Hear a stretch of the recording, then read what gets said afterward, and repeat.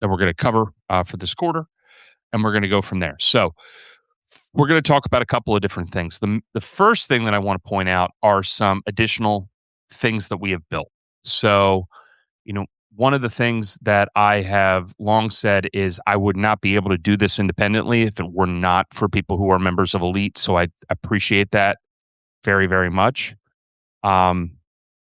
Because it allows us to have the bandwidth to be able to go out and add additional things. So one of the core things that I want to make sure that I always do is we build things that obviously we're going to test, but we also want to create things that add value to your experience as well. So that takes us to this real quick. So I don't know how many people, when we talk about Capital Wave, we run this off of a couple of different data points. The one thing that I will note about this, though, is that we had previously used a very large data provider that wanted to charge us an astronomical amount of money. So rather than do that, we just built our own. So what you have here in the devs channel now, and we're moving two things over that I want to note real quick. First is Money Printer. We're going to expand this a little bit. This is a tool that will measure liquidity conditions in the market.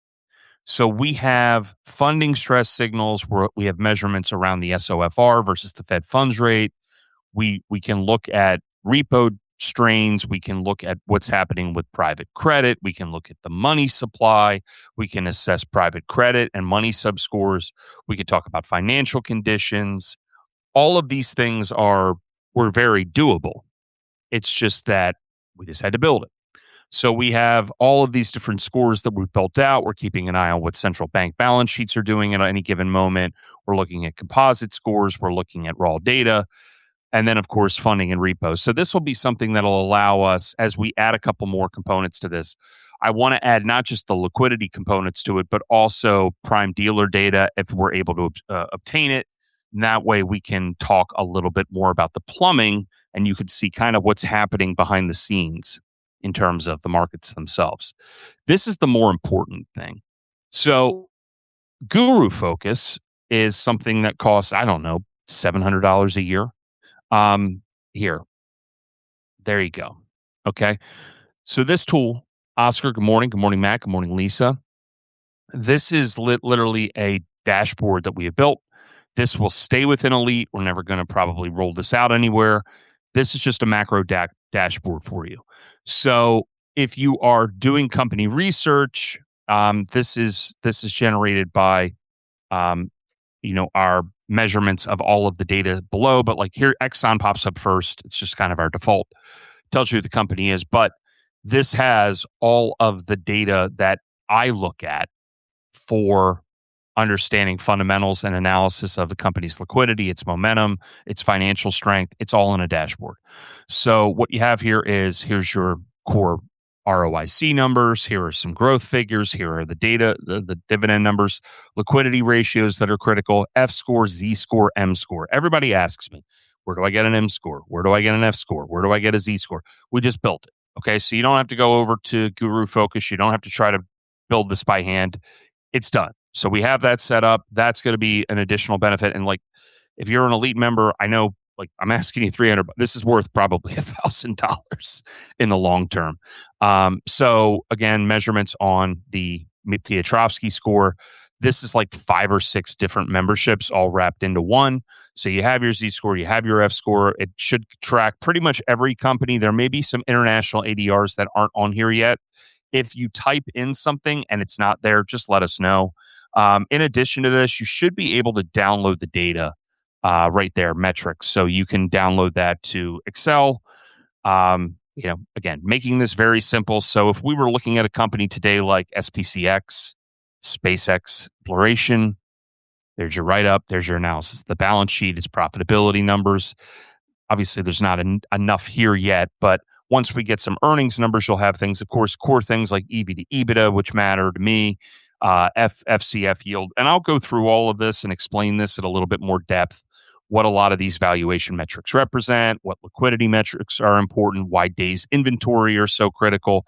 And I always go back to Amazon real quick, because Amazon is a perfect example of days payable, days inventory, how long it is until they're able to actually pay their people, who are their contractors. And why is that relevant? It's relevant because it's a measurement of their cash flow.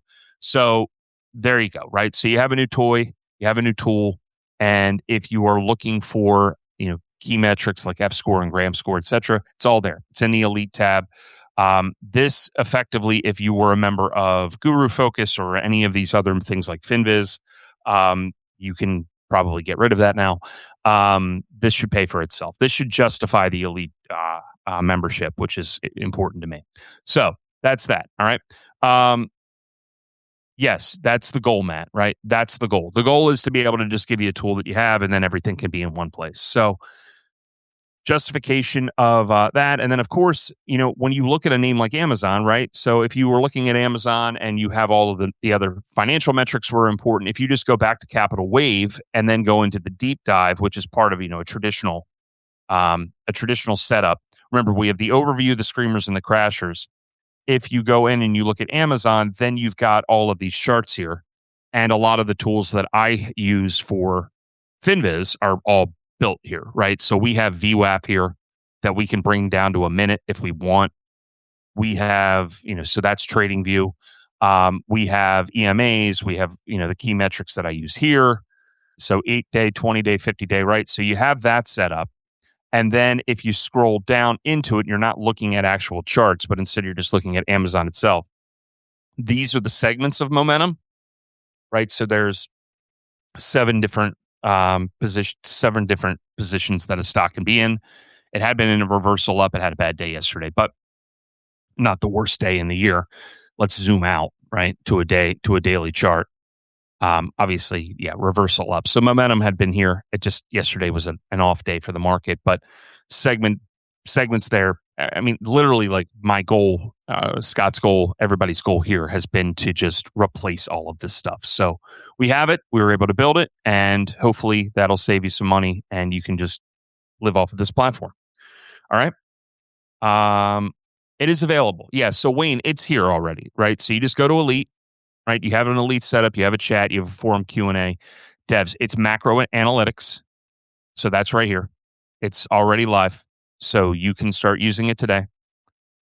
And in addition, there will be some additional tweaks that we'll add to it. What I would like to do is at some point, I don't know if we'll put this, I would probably keep this within the macro dashboard, but some other tab that would be associated with it that would show non-financial most capital efficient companies. Which, again, if you go back and you look at the Hedge of Tomorrow report that we did back in April, which, again, was a little early on the liquidity cycle because of the AI CapEx expenditures, what we would have then is a list of stocks to buy at very specific points in a liquidity cycle. And those are things that we're going to build out for the next quarter. So kind of a roadmap of the equities that you want to hold at various points in various cycles.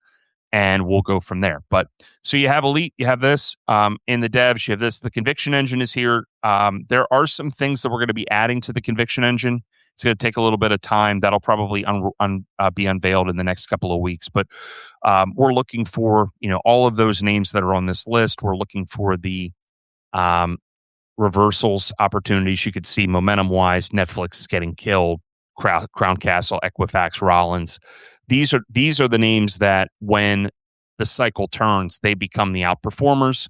We've seen this already happen with names like Arthur Gallagher and some of the insurance names, companies that were getting absolutely destroyed. They have been the outperformers of the last month. But once again, there will be some additional tools, and I'm going to clean all this stuff up as well. You don't need to know quadrants and fragility and liquidity, but for the most part, all of the stuff is in place to explain this.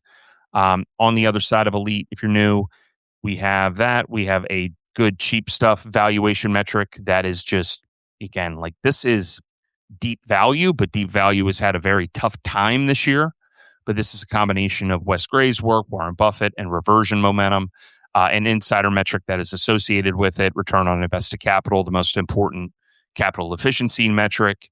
And the last thing is, of course, the liquidity metric that we will be talking about a lot more, which is the money printer. And that moving forward will be a major thing to keep in mind because, again, this is where the stress starts to show up in the financial system in the SOFR and in reverse repo. So we are monitoring that. You don't have to go over to the New York Fed anymore. You can just see it all happen here when the repo purchases are made. Okay. Lots of cool things, right? And we'll just keep building it out and probably charge way too little for it. But that's the fun of it. We don't have to worry about a publisher being involved, which is kind of the goal here. Having autonomy, it matters a lot. I will just put it that way. All right. So thank you guys for being members. Thank you for everything that you guys do because we can't build this stuff out without you. So thank you. And now let's dig into our meeting itself. Okay.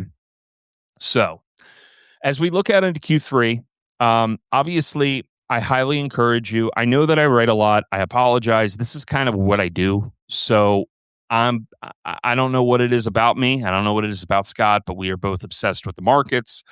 As a journalist, first, my viewpoint is that the markets tell the story of the world. So that's kind of why I dig deep into things like the Bank for International Settlements reports, what's happening with the Fed. If you haven't read what I've written about the BIS in the last couple of days, I really want to stress the importance of that. And that is that, we've had this thesis that the system is perpetually designed to bail out itself. And that was kind of a fringe view 5 years ago. The Bank for International Settlements basically just said the other day, yeah, that's exactly how it works. They didn't say it in those terms, but if you infer it and you read between the lines, they talked about how the central banks basically have to keep stabilizing this, not because of political will, but because the hedge funds are the backbone of our banking system now. And this all really started to accelerate in 2008, 2017, but really took off in 2022. And now roughly 53% of our of our bond market is being held by funds that are engaging in what is known as the basis trade. And the basis trade is basically a trade where they focus on short-term futures and then the value of the individual short-term treasury, and they look to try to make a very tiny spread, which may only be a nickel, right, between the contract. So what do? They lever it up. They lever it up to 50x. They lever it up in some cases to 100x. And if that unwinds, it causes significant damage. And what the BIS has been noting in recent reports is that this mechanism is now eating into what is known as non-bank financial institutions, meaning they're not focusing on bailing out Wall Street banks. They're focusing on bailing out hedge funds. And that has been kind of become a permanent element. The Bank of England is going to have its own repo stabilization system that basically only focuses on hedge funds. Right now, we have lifted the cap on our facility, on our repo facility. We did that in December, and now China is now engaging in overnight repo. So we're really late in this cycle, and the story that was told by the BIS is that the politicians effectively outsourced the responsibility of managing the debt cycle in the 1980s. And we have not allowed for a credit cycle to flush out since roughly 87, maybe even earlier than that. And why does that matter? It matters because it has created this avalanche of capital that continues to build and continues to push asset prices higher. And they said the only way that this gets undone is it requires political will to do so. Now, I don't want to get into a big political debate, and I'm not asking for commentary. I just want to state there's really only two directions for this. The first direction is that you move into the persistence of this cycle, which basically continuously bails out hedge funds and private equity. And the other direction is the people who actually have the political will to tear it down. And they are currently the political movement that is rising right now. So That's the end game. And it'll be very interesting. I'm going to write about this in postcards over the weekend. I'm not trying to cause a political point, but we do have this kind of false choice right now between a political group that wants to pull things down and another group that is mistaking private equity for capitalism and the belief that we can just continue to do this. And that is going to become, I think, the big story in the next 6 years. Overall, the one thing that I will say about private equity is they are the marginal buyer of assets. And I want you to understand that when I start writing about this moving forward, because I'm not doing it from a political angle. I'm doing it from somebody's got to make a choice at some point, and the political will has to be here to try to manage this. And I don't know what that's going to look like, but the reality is, as this continues to persist, the market becomes more volatile. The market continues to react to political incentives. And that's probably not the next 2 years, but that's definitely going to run from 2028 to 2032. So an early warning on this, an early story on this. Treat this not as a left-right issue. Treat it as an up or down one of making a choice and not making a choice. And if no one is making a choice, please understand that we are playing a video game. And that video game is going to continue to be driven heavily by inflows of capital moving forward, the passive nature of our markets. So there's going to continue to be capital flowing in. And people keep asking, where's the end game of this? It's going to be driven by political will. That's the only way that this stops. And what that political will is decided on, whether it's by centrists or what it's decided by democratic socialists or libertarians, somebody's going to have to make a choice at some point. And we, as individuals and as traders who have our own lives, we have to be anticipating these things. So I don't get very political. I try to focus on the things that I can control. This is the one thing that I can control: my money, my health, my wealth, myself, and not getting too sucked into certain elements. I just want to have that disclaimer for you. All right. It's 11:17. We've got a lot to cover, and I'm going to push through this. But here's the whole show in 30 seconds, okay? 3 signals, 1 trade, okay? Then we're going to spend, I don't know, maybe an hour kind of going through all of these signals. So 3 things are going on right now, and none of them agree, which is actually very bizarre.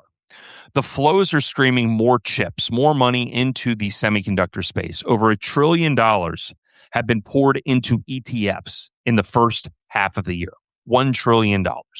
And that is the biggest month that we have seen for semiconductors on record. Just happened in June.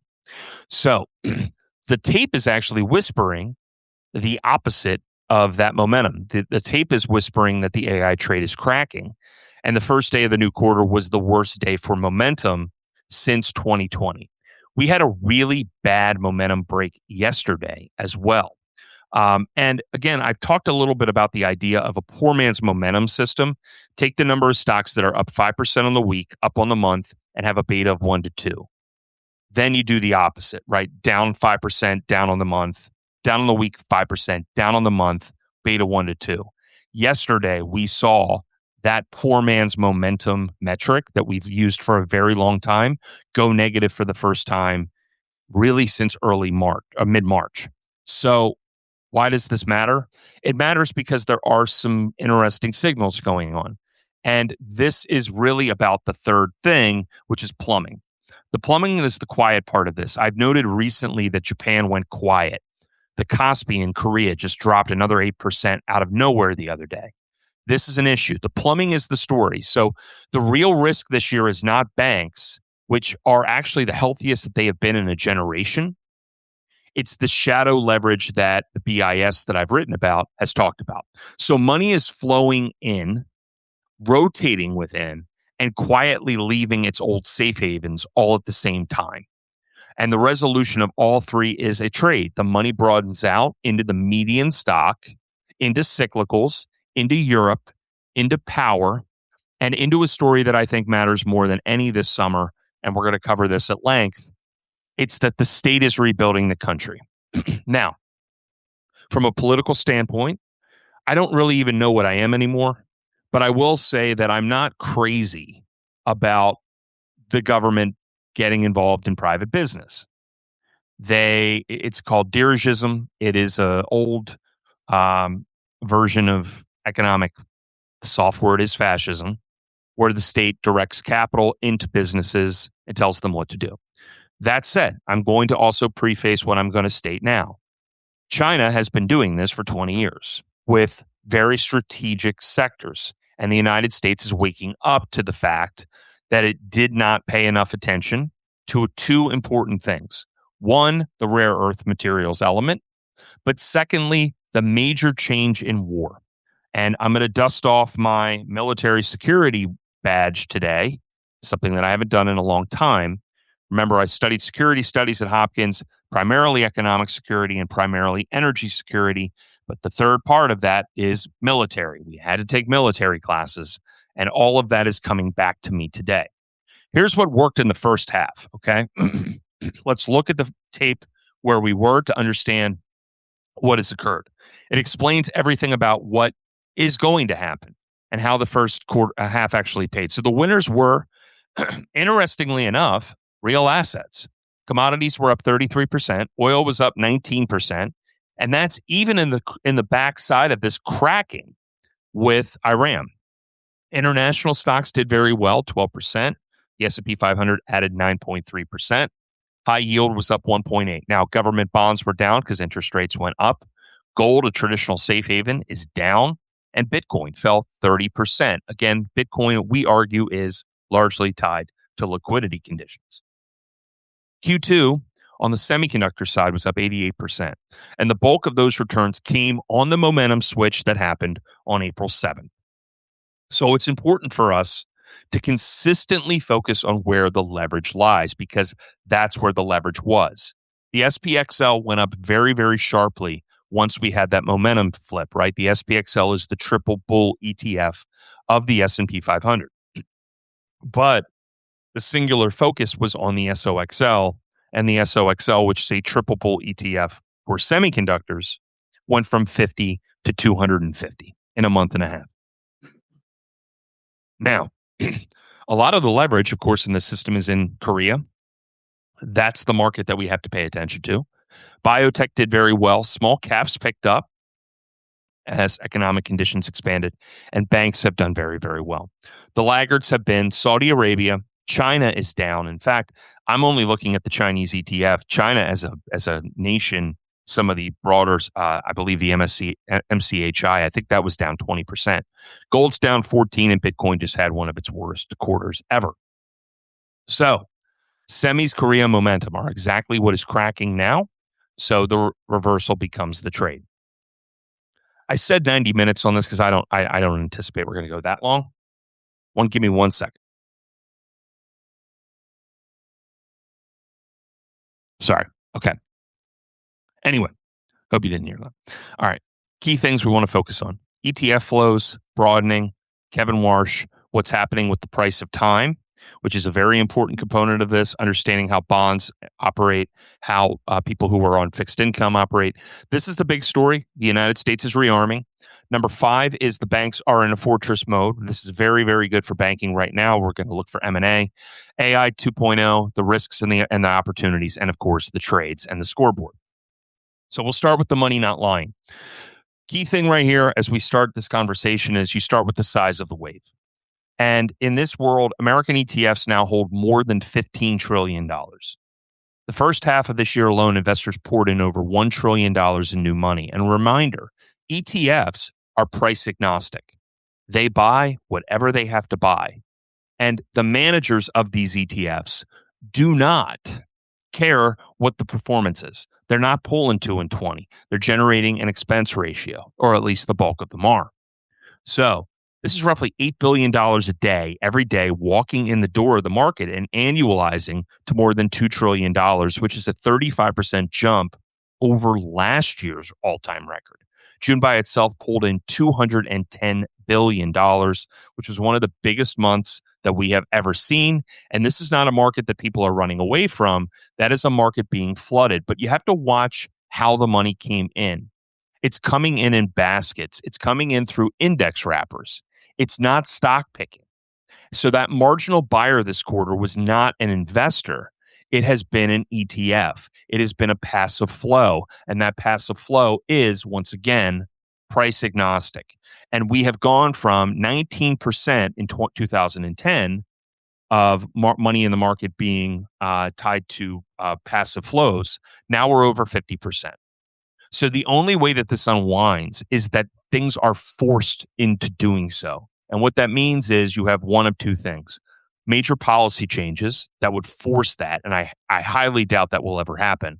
Or number two is you have a COVID like event or an '08 like event where the rules of the prospectus of all of these ETFs force the selling of those assets. That's what happened in 2020. We saw certain companies, ETFs that may have a mandate that says the stock in my fund must be $1 billion valuation.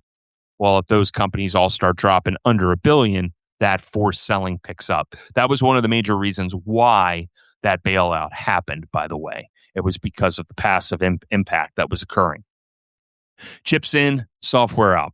So the wave stops landing evenly and it starts to tell you a story of how markets are really functioning. In June, semiconductor ETFs had their largest single month of inflows ever recorded, $19 billion.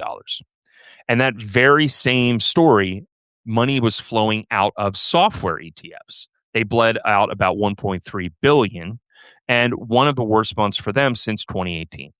So think about what this actually means from a trend perspective. The money didn't show up. It actually rotates very, very hard out of one quarter of technology straight into another, and particularly the sector that is going to be impacted the most, one of the most, by AI. That's why those software stocks sold off the way they did in 2025. The worst clearly does not seem to be over, but the mandate, the story is infrastructure. Chips in, software out. One is a bottleneck, one is not. So it did it at the basket level where this index weights. It is not based on fundamentals. Once again, the indexes are actually calling the shots. Record money in, record money out. So the answer is almost nothing when you look at what record money actually bought. That's kind of the funny thing about all of this.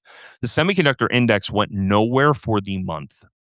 Korea's market actually fell. It was enormous amounts of inflows, very violent volatility, and in the end, no ground was actually gained. So when record money buys you no progress, that really isn't strength.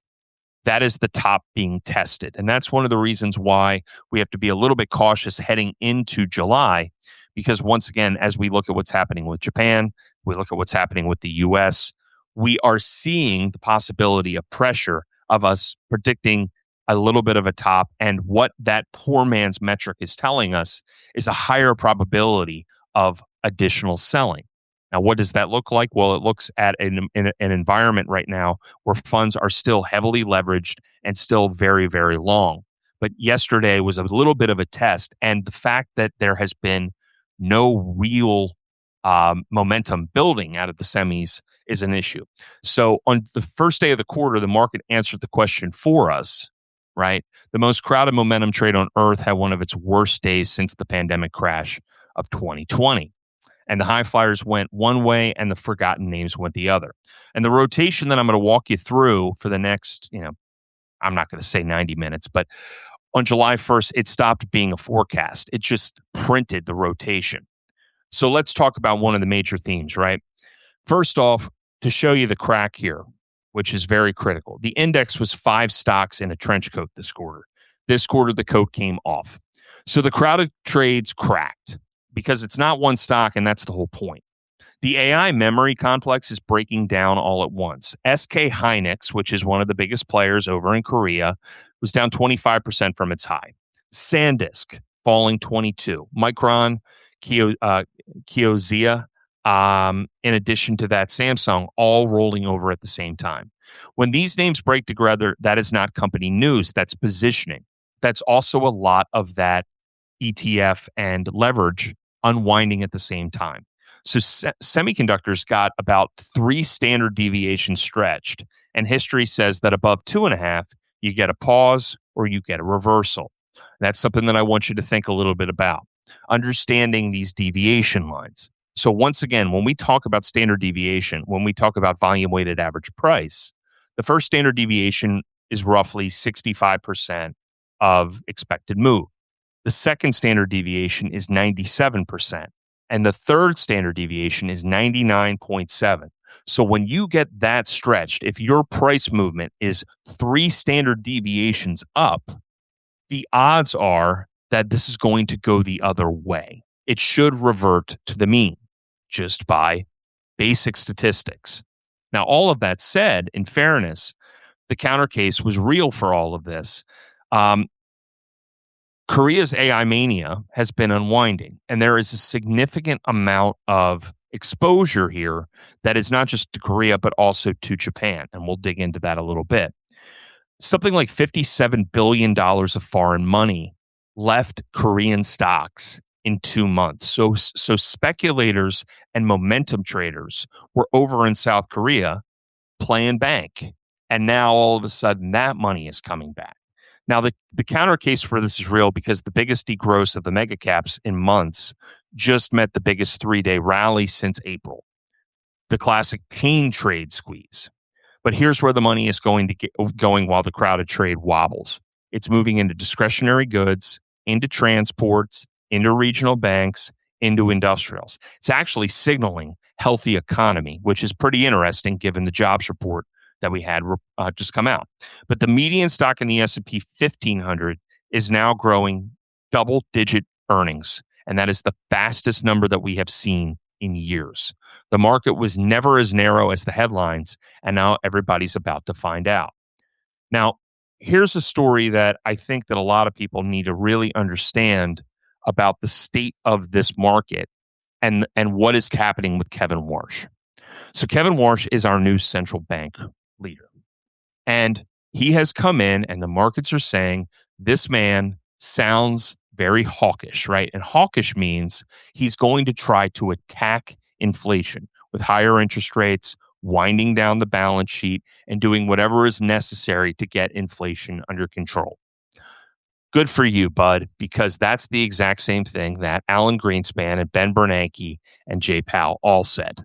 And they all failed miserably because the Fed is at the mercy of things it does not control. So he will stand up in public and he will sound like the toughest inflation hawk that we have heard since Volcker. But his entire plan of what he wants to do actually depends on the United States stock market remaining high. And once you see this, you will not unsee it. Okay? So let's follow this chain. His entire bet is that growth will happen with disinflation, meaning that the U.S. economy grows and inflation falls at the exact same time so that nobody has to face a recession. Now, let's keep in mind, we haven't really had a recession in this country since 2008.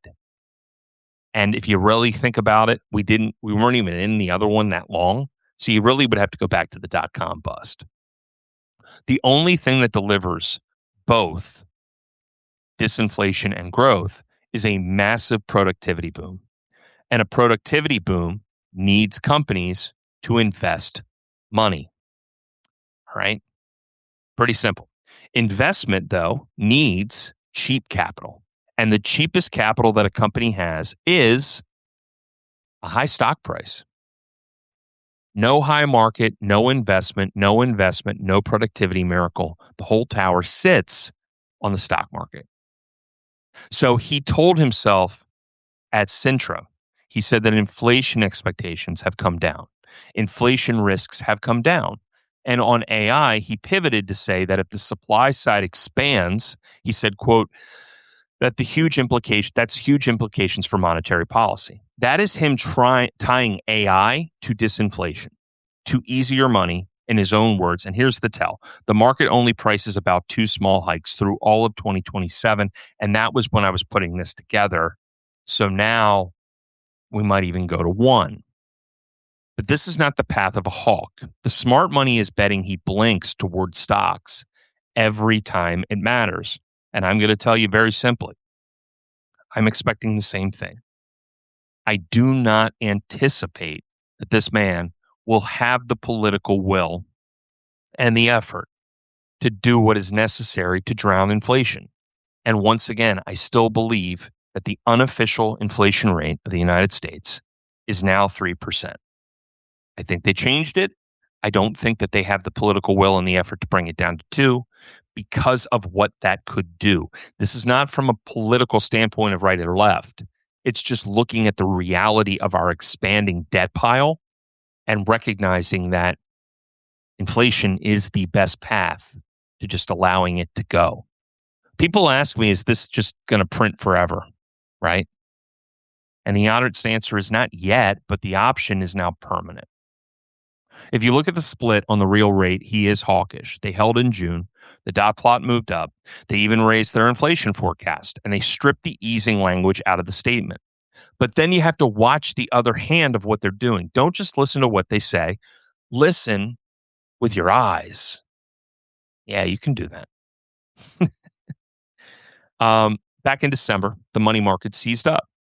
And we don't remember this. We have a very short memory, but I don't, because I was screaming from the hills about Japan, about private credit, about overnight lending, about what they were doing with the SOFR. And the reality is that they have to manage this. That Will Emerson moment in the movie Margin Call. He's driving with the kid. They went out to find the risk manager. They're driving back across the bridge out of Brooklyn. And he says, I can't handle the hypocrisy of all of this. He said, people say all the time that they want things, to cool off and they want things to be fair. And he says, if I take my hand off of this, they all want their easy money and their big houses and their car and the fancy lifestyle and the first world that they have. But if I take my hand off that just a little bit, things get really fair really quick. And the reality is, this is central planning. This is central planning. And they're going to continue to do this because your option is 6%, 7%, 8-year, 10-year. Seriously. You let the base trade unwind. You let the carry trade fully unwind. Where are bonds? What would the bond market? I mean, I remember I watched CNBC and Santelli was on, and he was talking about the bond vigilantes. And he said, I think the 10-year is going to go to 13%. I think he said 13. He said 9 at one point. He said worst case 13. 13% on a 10-year bond on the U.S. debt. That's $4 trillion a year in interest. So what are they going to do? They're going to suppress it. Fiscal suppression, right? Fiscal repression, forgive me, right? And they're going to backstop things. On the last day of the year, the banks borrowed a record $74 billion overnight. That uncapped facility is the backstop. It is a standard, unlimited liquidity floor now under the whole system. It is QE light, but it's wearing a different name. So he's hawkish on the rate, but he's got a permanent floor under the plumbing. And you have to remember that split. So when everybody gets all worked up about interest rates, remember, they're still expanding their balance sheet. This is the man who came in and said, I want to reduce the balance sheet. Well, it's gone up quite a bit since December because we have to manage the short-term end of the curve. Very important to keep all this in mind. Okay. Number 3, nobody wakes up wanting a 2056 bond. That machine is going to be retiring. The 40-year bond, everybody. We miss you. We miss you, everybody. This is a sign of how debt operates in the global system. And for 40 years, governments issued the most long-term debt in history and paid nothing for it because there was a manufactured price-insensitive buyer for itself. And that was called pension funds, life insurers, reserve managers, and then the central banks with QE. And all of them structurally were obligated to own long-term bonds, whatever the yield was. And every single one of those pillars is now being removed on schedules that people aren't paying attention to. So this will sound, you're going to say to me, like, what are you even talking about? The Dutch defined benefit system holds 2/3 of Euro area pension bonds, and it is decommissioning itself in 2028. Japan's lifers are changing. China is selling treasuries and buying gold. The central banks are running their books off, not up, and underneath all of it, Boomers are retiring, and retirement turns a buyer of duration into a seller of it. And that is a one distribution event at a time. And you can see it. The 30-year Japanese bond is now near the highest yield since they invented the thing in 1999. And the yen is at its weakest level since 1986. So the price of everything has been suppressed for 40 years.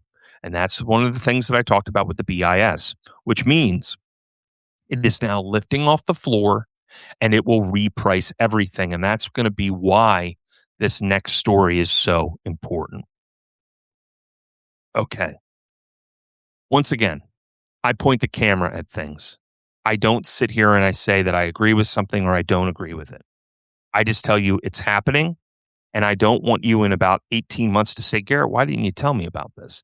Because the reality is I don't view things as geopolitical so much as I view them as capital. I follow money. I pay attention to where money is moving. I'm obsessed with that because, again, that tells the story of everything. How did one particular political party with a subsect of a political party take over the party or at least have increasing influence?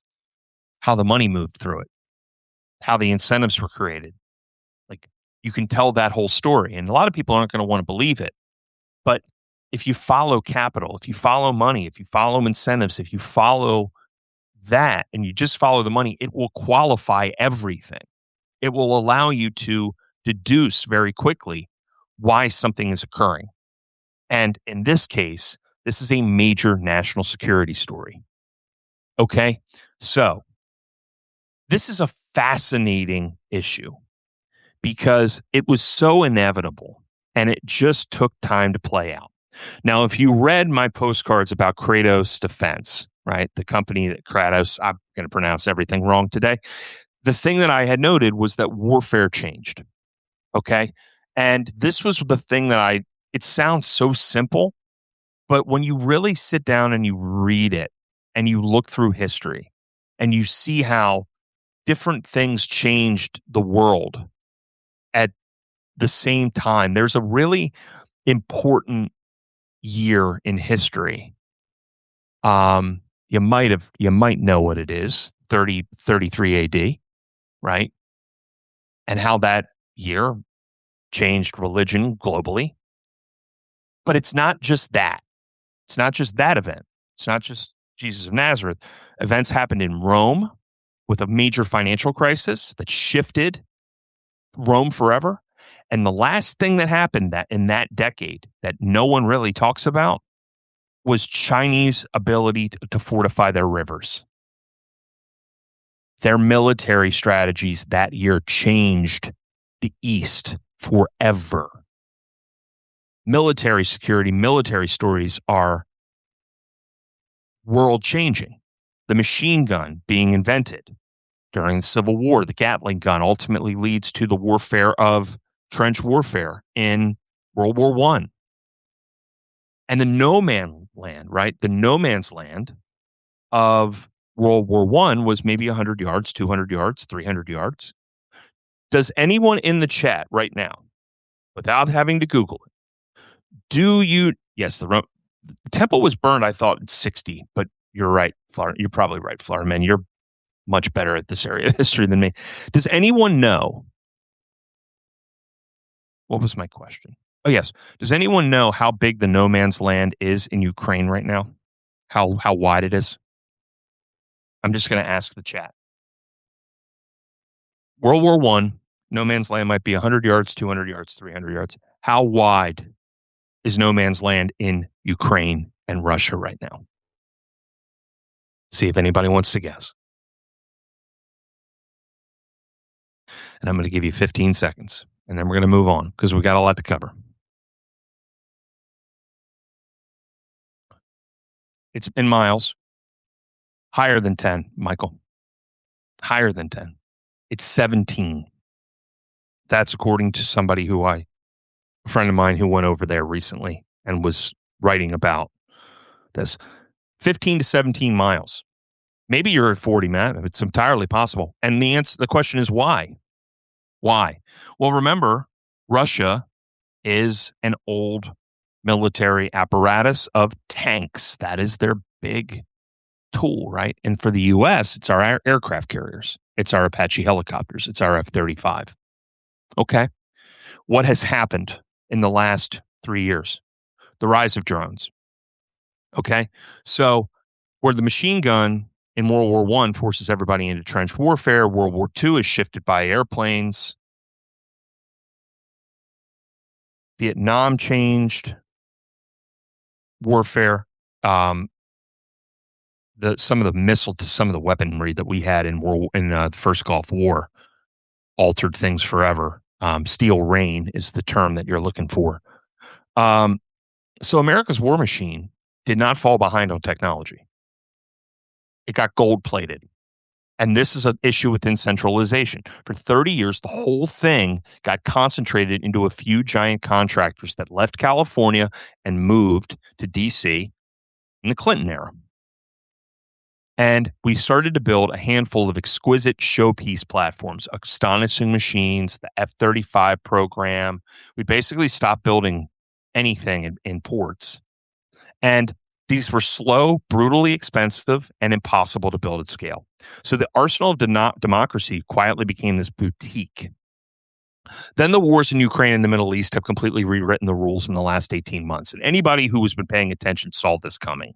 Because the moment that the drones started, it was obvious that it was going to be warfare, number one. Technology moves in two very strange places. Certain things will be turned into, that's the cleanest way to say this, pleasure tools. And the other one is some sort of warfare, like everything. It's like, how can we turn this into something erotic, or how can we use it to kill? Seriously. Like, it's where two industries go. But let's just talk about the war. You don't need to hear anything else about that from me. Okay, stockpiles were emptied, right? We started firing all of our missiles. We ran low on munitions very quickly. And this became the problem, right? We have this situation where multi-million-dollar missiles are shooting down $1,000 drones. So exquisite hardware were swarmed by cheap, expendable systems. Stockpiles were emptied in weeks, and the lesson is brutal. Quantity has a quality issue of its own. Very important to keep this in mind. Quantity is a quality itself. So the doctrine of war has been flipped, and the new edge isn't the fanciest weapon in the room. It's the ability to build mass amounts, cost discipline, and speed. So what is going to get built? Drones by the millions. Okay. Munitions, software, and command and control that upgrades overnight. And that's Palantir, right? Underneath it all, the inputs, the semiconductors, the rare earths, the energy, and the shipyards are the things to keep in mind. This is not a line item defense. This is a rebuild of the entire U.S. infrastructure. And it's all happening right now. And it's wearing a national security uniform because people are not going to want to sit up and say, why are we spending all of this money? Well, the reality is that you turn into a dinosaur empire overnight unless you adapt. So who is paying for all of this? It's pure money printer. The state's paying for it directly. It's not politely hoping that the private sector shows up. It's writing checks, funding companies that go build the industrial base.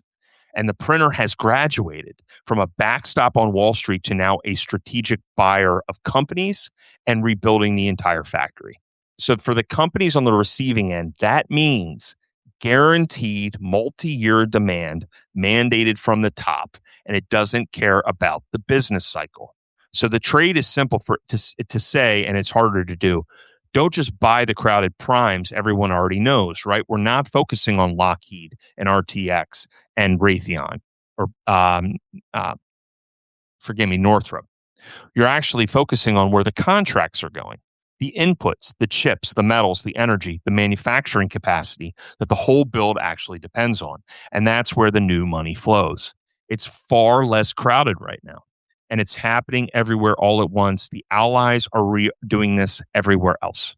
It's not just the US, it's Europe, it's Japan, it's everybody. And we're all competing for the same chips and the same metals and the same power.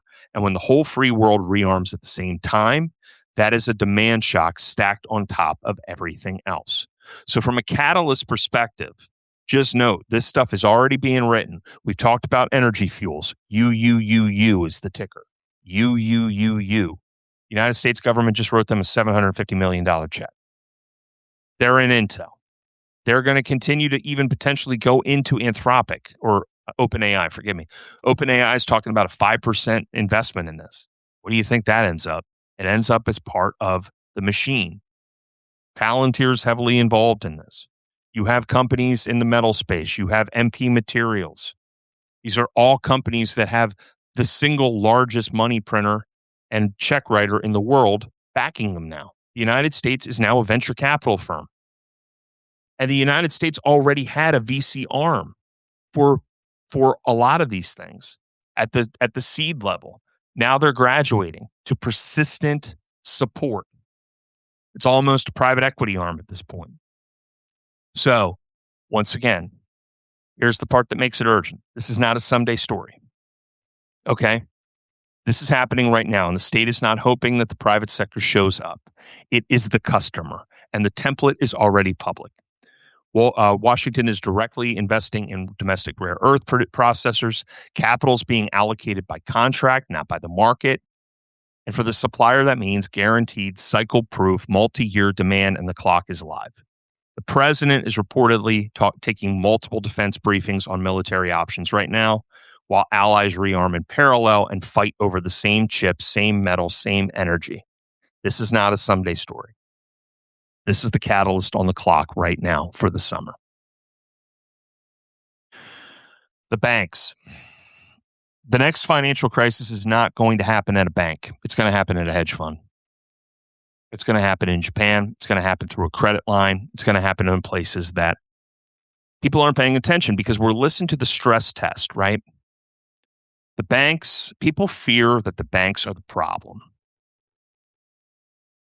They're not. The banks they're not doing anything.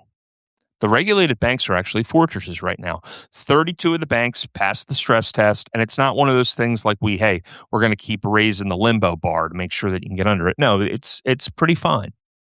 This was the test that ran a real estate Armageddon, that their capital was barely dented, stayed miles above their minimum, and they came out and they raised dividends and buybacks, and that's strength. But the leverage in the financial system did not disappear. It just moved to where people can't see. So loans to non-bank financial companies have gone from $56 billion to over $1.5 trillion. 17 years, 16 years. Okay. The six biggest banks now have north of $300 billion right now committed to private equity and private credit sponsors, 30 times what it was back in 2013. And the BIS spent its whole annual report warning about it. They talked about AI circular financing, where the same asset gets pledged over and over again, and then a bust hits the leverage funds, and they also have to dominate the entire sovereign bond market. Private credit default rates are already at a record right now. Fitch has it at 5.8%, and most of them are hidden through deferrals. And leverage does not disappear by being out of plain sight. It just waits. So in this space, the question is, well, you're talking about the banking sector. Where should I be focusing?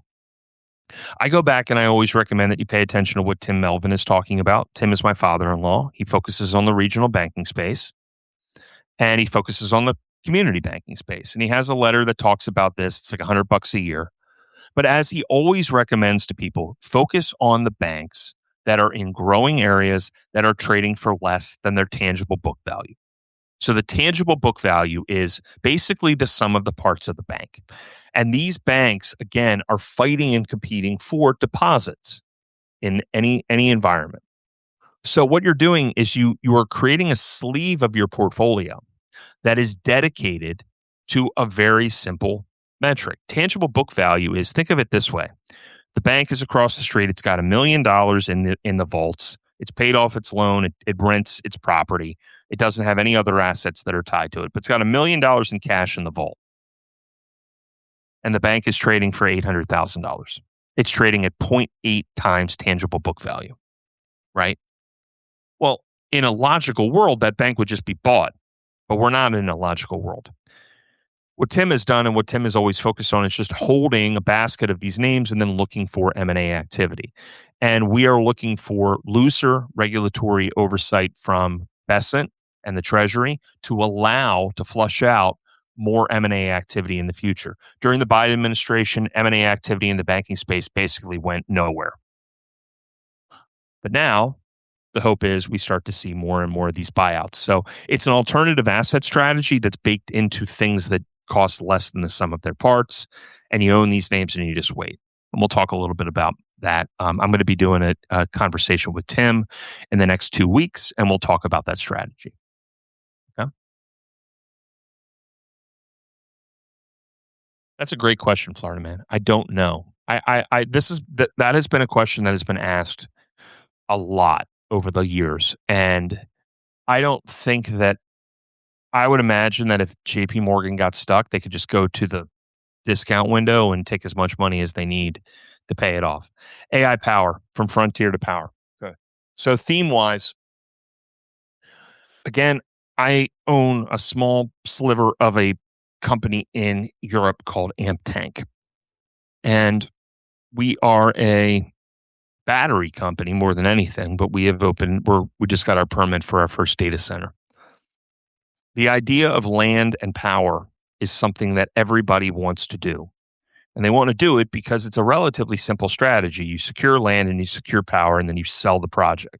You don't actually build the data center. You don't take any of that risk because electricity is the bottleneck. And rather than trying to wait for $100 million asset that you could potentially turn into a $5 billion one, people are more than willing to take the 100 million because there's no risk. It's just, we've got a hookup, we sell it. We're going to try to build a data center, though.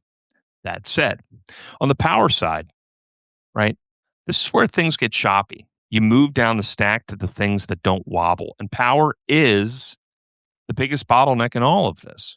And regardless of whether or not AI is a flop or if the CapEx stops, all of this power is already being signed up for 15-year contracts to power all of this, right? So the independent power producers, the natural gas, the nuclear, the geothermal, they literally just ran a chip off of a micro reactor.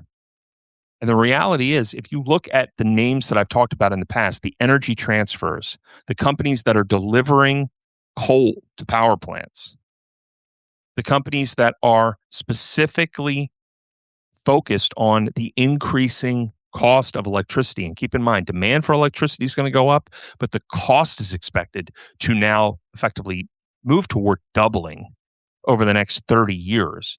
But the move on the backside of this decade is statistically significant. We effectively move from like a 1% or a simple logarithmic line to now a little bit more of a higher curve because of the demand.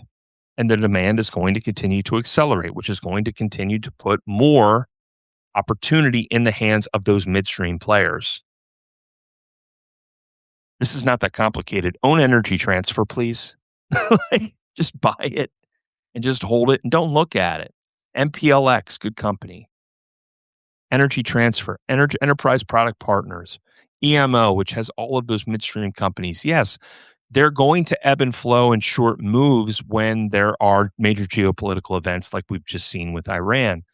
But the long-term curve on this is exceptional demand through the 2040s, not 5 years, 2040s. And we continue to see insider buying in the midstream as well. So that's the first place, the power. The second is the supply chain. And it's not consumer names, but it's the domestic build out of equipment, memory, and infrastructure. Korea alone is committing over $3 trillion to this AI build out. Okay. So it's not KWeb in what's going on in China. It's KSTR. It's SPE. It's power infrastructure. It's memory. Yeah, Micron's not going to have another 60% increase in prices, but they might have another 60% increase in demand. The third thing to focus on is the monetization. And these are the names turning AI into profit. Meta's moving into cloud. Amazon, Meta, not just that, they are selling excess compute because they know the demand is there. You look at the fact that like there's a huge ad boom that is happening because of AI. CapEx drove 74% of US growth in the first quarter. Are you paying attention? AI CapEx drove 74% of US growth in the first quarter. How do I see nuclear versus clean energy solutions like NEA? I'm a big proponent of everything across the board, but nuclear is still a long ways away. So nuclear is likely going to continue to ebb and flow. It's going to get a boom, it's going to come down. You're going to have to hold it for a very long time. On the clean energy side, First Solar just got smoked. And once again, I think that there is a fundamental problem in the way that the US is addressing its energy, in that it's not taking an all of the above approach. I'm writing a piece that goes out today. It's about Ed Norton.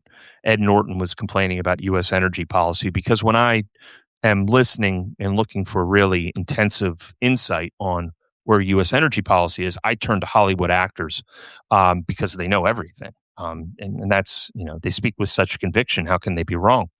But he said something that was pretty interesting about China the other day and their policies. And he got a couple of things wrong. But what he didn't realize was what he was really trying to articulate was that China is actually moving to a model that is oil optional, which is very significant. So their all of the above approach, and again, this is all centrally planned, and they've been doing it for 20 years.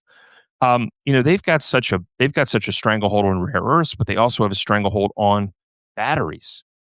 And battery deployment in this country, in the U.S., is abysmal. In the state of Maryland, I came back to Maryland and I approached a private equity group here to build batteries here for the state has a mandate for battery power that it's supposed to kick in 2027. Then you have another ramp up in 2030. And then the big boom is supposed to be 2033. And I said, we could fill all of this tomorrow. We have the relationships with Tesla and some of the other battery companies. We can come in and do it now. And then everybody's got their hand out because it's America, right? Everybody's got to reach into your pocket. So I called it off for a year. And then finally I talked to somebody who was in the mayor's and the governor's office. And I was talking about the battery thing. And I went and I looked at it, and we can't hook up to the grid for another 3 years.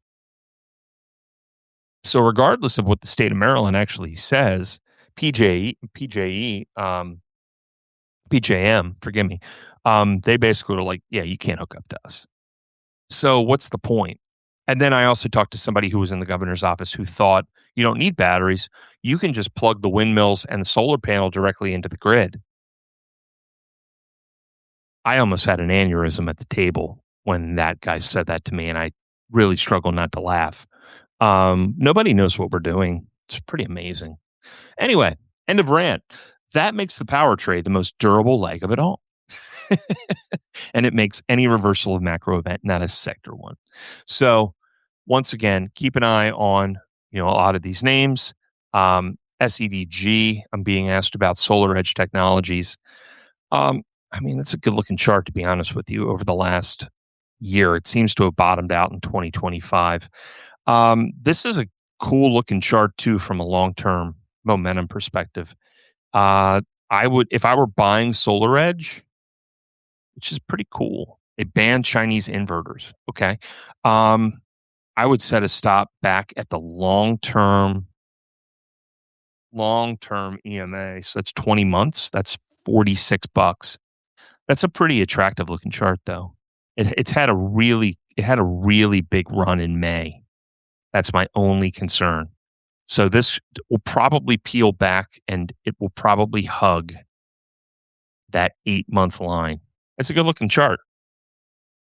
Metrics aren't great. They're not profitable. $3 billion company losing $300 million a year. Book per share, $6. Not strong. Yikes. Anyway, moving on. Let's keep going. Opportunities. Okay. So both sides of the trade. The broadening basket is discretionary transports, regionals, banks, and CapEx, our AI power and infrastructure. The financials are healthy. They're buying back stock. Europe is starting to look a little bit better. Again, it's at new highs and it's cheaper than the U.S., but once again, European stocks are going to be cheaper than the US because of the advantages that we have with the currency. And once again, because at the end of the day, every time that we print money, money comes here. The Japan story, though, is the risk, and it will not stop being the risk, and it will go until it finally cracks. And you'll say, Garrett, you've been warning us about this for 7 years. Yeah, okay, but it still is the biggest risk. It's still what they are managing. It's still why Besant is flying to Japan. It's still why it's in the news every day. It's still why everybody is paying attention to the Bank of Japan, right? So what's at risk here? The yen is at 160, was at 162. It had a good day yesterday after that jobs report, but hundreds of billions of dollars in positions. And if volatility spikes, that money will go home and take global risk with it. Korea is a huge problem because, again, the mania is unwinding and Korea is 2 years ahead of us on these leveraged ETFs. And they're showing the type of mania on the unwind. And one of the core concerns that I have is as these ETFs continue to accelerate, and you have these like overnight events, it's making momentum harder to measure because there is no momentum. There is no, you know, weekly, monthly type of focus. What that's going to actually require over time is to start to reimagine what momentum really looks like. And momentum may be a weekly, a daily weekly measurement, which forces us if as traders to condense our outlook and make swing trading not just a one day volume weighted average price type of trades, but it makes swing trading 2 to 3 days, and I can't go out past next week on options because the risk is just persistently there. The memory crack potentially going systemic. That's a big problem. The private credit doom loop, the BIS has been warning about. Again, I think that private credit has been bailed out. I don't want to say that too explicitly. That, as I've said, their permanent repo facility is something that helps reduce the chain of margin calls and reduce the redemption risk. It's just about smoothing off the edges and taking away some of the sellers. Finally, last thing, September will come up. So that is typically a liquidity month, and that will take us into an AI earnings gauntlet as well. We have a lot of money that needs to be refinanced in commercial real estate. The question really is, was Friday the end of peak rate fear? Peak rate hike fear. It's possible. It's possible. That's why you want to pay attention to the RSP. Remember the RSP? The RSP is, of course, the equal weight ETF for the S&P 500, and that is showing that broad widening trend. But just for everybody to remember how this works. Anand, we did go over the new tools, but I'll do a quick couple minutes on it at the end. No worries, just hang out. We'll do it again. And again, there is a recording on this, so it's set up to walk you through it. Okay, so we got just a couple more slides on this anyway. I think I have 3 more. So carry trade, and I just want you to be aware of this. I want you to understand how it works. This is the single biggest trend of the last 35 years, and it's barely talked about. But the ends at once was at 162. It was. Where are we right now? I don't think we're at that level. Futures, Japan. We should be at like 160. I put all this stuff together on Tuesday.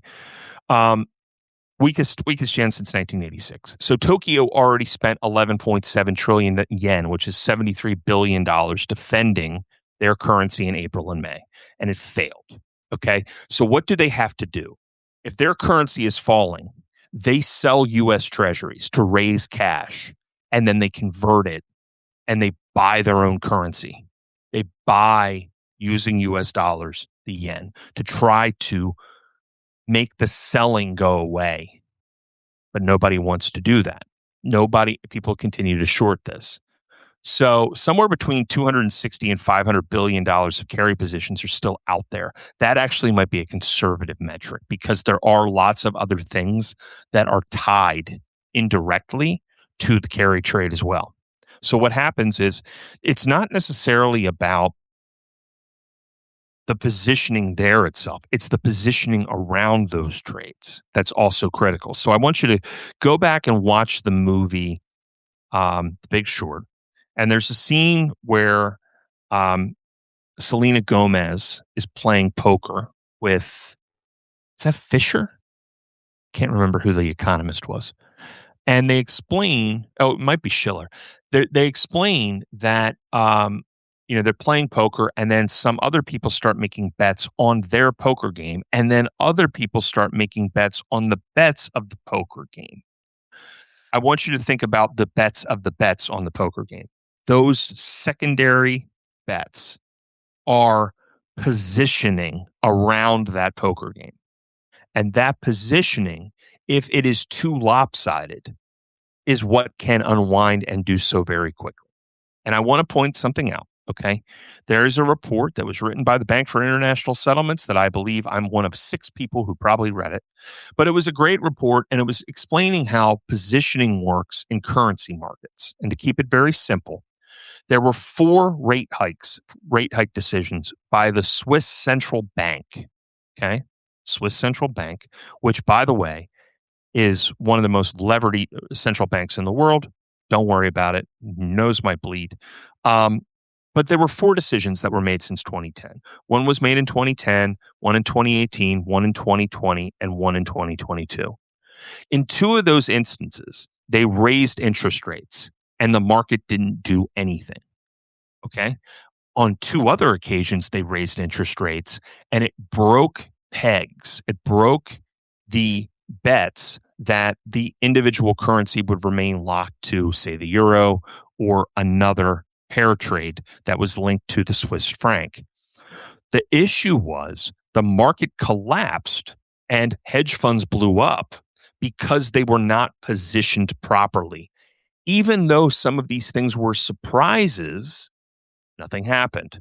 And then when they were surprises, the positioning was so off and it went so one directionally that we had multiple currency funds blow up.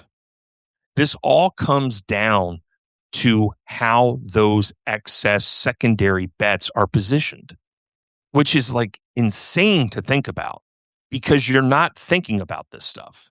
You're thinking about, oh, there's $500 billion in carry positions. Yeah, but there might be $4 trillion somewhere tied to things that aren't direct that can unwind very quickly. And that's where it all goes sideways. They're playing blackjack. Thank you. Did I say poker? I apologize. Blackjack scene. You're right.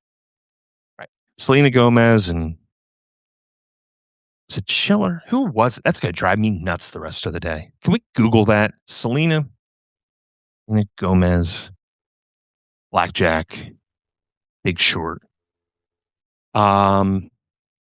Thaler, Richard Thaler. How did I forget that? That's pathetic, Garrett. Oh, man. That's bad. I'm looking at his book. Okay. Anyway, we're good. Very convincing scene, by the way. All right. So why does all this matter? You also have Korea bleeding alongside of it. And the won is near a record low. It's at levels we haven't seen since '08. So why hasn't Japan gone all in? Because the gap between the U.S. and the Japanese rates keeps pulling the dollar higher. Tokyo can lean on it, but it can't reverse that alone. So if volatility spikes, that yen comes home and it takes global risk with it. I think the United States would like to stop talking about this, to be very fair, and just rip the Band-Aid off and let's see how it's positioned. And I also do note that the United States Central Bank and the efforts of the Treasury Department, they have the tools in place to manage this. It's very clear. $500 billion is not a lot of money anymore, which is crazy to say. Remember back in 2009 when we passed all the stimulus bills, it was $737 billion. And then 6 years later, Krugman goes, well, it wasn't enough. We should have spent 1.7 trillion. It's like, okay, great. COVID was 8 trillion. We're going to be talking about quadrillions at some point. It's going to be awesome. And keep in mind, the yen's already there. And 11 trillion yen is only $60 billion. All right. So I want you to focus on this stuff right now. Five themes, five stocks to think about. Caterpillar is interesting because, you know, what's his name? Burry's now betting against it. I don't understand now anymore how one person can short the market and disclose it and get arrested for it, but then the other person can disclose it and then close it and then get paid for it. I don't. What? How does that work? Doesn't make any sense. The Great Broadening, RSP, keep an eye on that. The electricity bottleneck, watch VST. Pay attention to Meta as a trade. It's waking back up. Google is obviously the mega cap pain trade rebound. Over the long term, Google to the upside is just remarkable. It's not going anywhere. Look at Schwab. Look at companies like JP Morgan, of course, but look at TFSL. We've talked about TFSL in the past. My favorite regional bank. TFSL is now currently sitting at $18, and it's still cheap. It's still cheap. Shadow credit risk remains a major story. AI power, and of course, the Fed put. We are looking for once again this persistent bailout culture, which I'm going to talk about briefly in a minute. Where does the street see Wall Street in the year ahead? This is interesting. This is all banks. I went through every single one of them, all of their expectations, and just kind of took a median of it. Ed Yardeni is at 82.50. It wouldn't shock me if we hit that level. Okay. S&P 500 median is 78.50, 19 banks. I think the cleaner play moving forward is going to be the weighted ETF, but that's just me. The Fed funds rate, the dot's saying 3.8. That's hawkish. That's one hike bias. I think we'll get one hike. I think we will toward the end of the year, and I think it's going to be raising rates just to cut them at a later point. The U.S. Treasury, 4.14 to the 10 on 4.5, the front end capped by soft labor. I want you to pay attention to the 4.5 level because the 4.5 level is when we get to that point. And remember, I will say now that a lot of the markets have changed post 2022. That's where the leveraged hedge funds really came in, and that's kind of amplified and changed volatility a little bit. Over 4.5 since 2022, 4.5 to 4.75. The median return of the market on a weekly basis is negative 0.1. When you get above 4.75, though, and you move toward 5, like we saw in 2023, it's minus 1.9% a week. So that interest rate is going to be critical to watch. The MOVE index is going to be critical to watch. And of course, what's happening with the SOFR and repo, which is going to be part of that new tool that you'll be able to look at. They're very bullish on gold, interestingly enough. Goldman Sachs is at 4,900. Year end, 4,000, though, is the battleground right now. So keep this in mind. Brent crude currently sitting at 73. There's a bearish skew right now. I'm looking for that to rebound. Copper currently 12,000, largest gain. China is not printing money right now, which is wild to see. And if China starts to actually engage in real monetary expansion, copper has $8 upside. Bitcoin's in a downtrend. This is a momentum side. The street's still saying $150,000. I am looking for pure monetization for that to kick off. And what I mean by that is we announce another round of QE. And I think that's going to come 2027. US dollar, Japan, 162 intervention unwind. Very critical to keep in mind. So I want you to keep this in mind. Don't fight the chair who needs to keep the market up. The market is funding not just this AI CapEx boom and spending in the economy, it's also supporting consumer spending. So the printer is not just rescuing market, it is rebuilding the country. You want to own real things, power, metals, munitions, inputs, choke points in the markets, respect the put. And before we wrap this up, I'm going to remind you one last time of what we are focusing on here. If you haven't seen the wave speech, I'm going to do the wave speech for you in about 3.5 minutes. Okay. Real quick. All right. So if we look at this right now and we go back to what our signal tells us, and we start at the very beginning of when I started to do this, it was the S&P 500, and it was back in 2020. It was the very first time that I started to use this signal. Now, as I've explained, this went negative on February 21st, 2020. I called my friend who ran a hedge fund and I said, "Hey, bud, something's wrong." And he goes, "We're fine. We're market neutral." And 3 weeks later, he called me in the middle of the night to tell me that his hedge fund blew up. And I said, "He lost million dollars? He said, no, we lost 1.2 billion. We were levered. Okay. I tell you that because markets tend to move. What was the bank ticker? TFSL.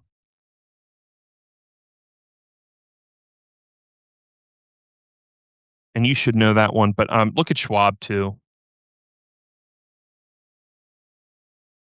Okay, so what happened, right? Momentum goes negative. Number of stocks breaking out versus breaking down goes negative. Whole market sells off. Okay.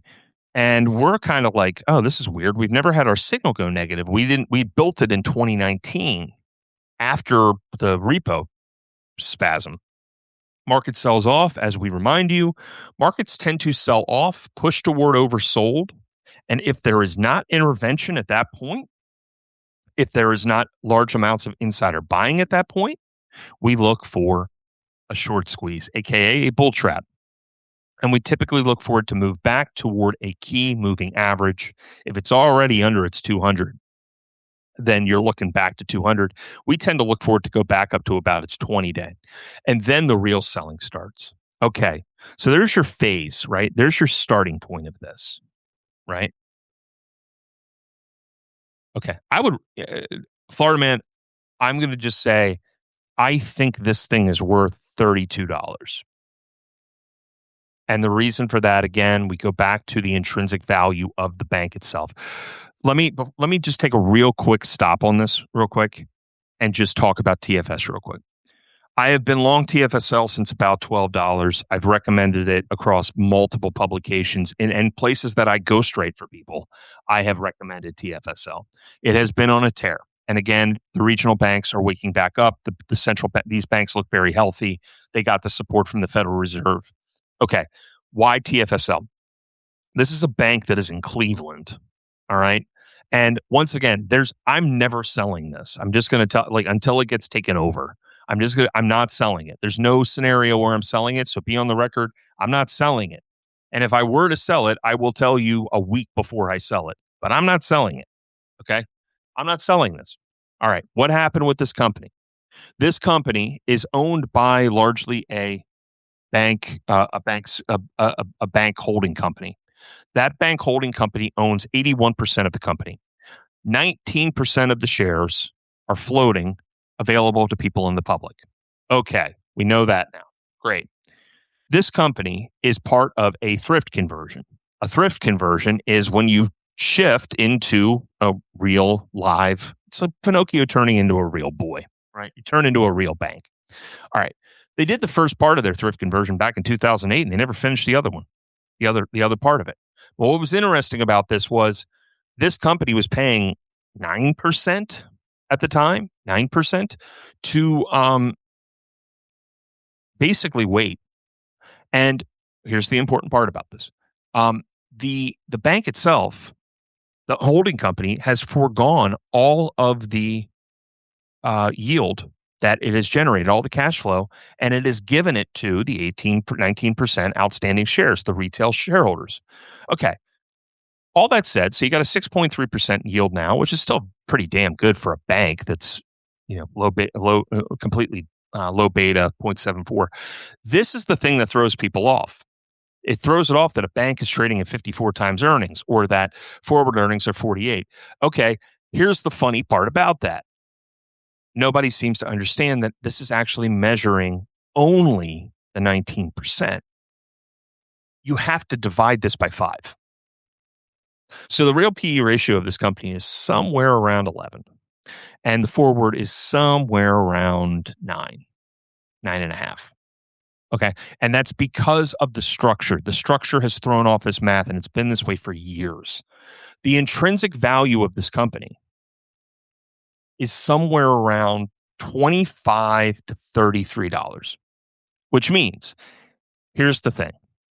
They are simply paying their shareholders, and they have to do the thrift conversion if they want to be a real boy. Here's the funny part about it. They're just not doing it. They're content to just keep doing what they're doing and paying their investors this yield, which has just been awesome, by the way, for years, and the value of the stock is starting to rise. If they want to buy another bank, to get bigger, they have to do the thrift conversion. If they want to sell themselves to another bank, they have to do the thrift conversion. And the intrinsic value of this company or tangible book value is, again, somewhere between 25 and 32, which means if they ever did sell themselves and they converted, the stock would go up to its real value. It's like a closed-end fund, just a backdoor.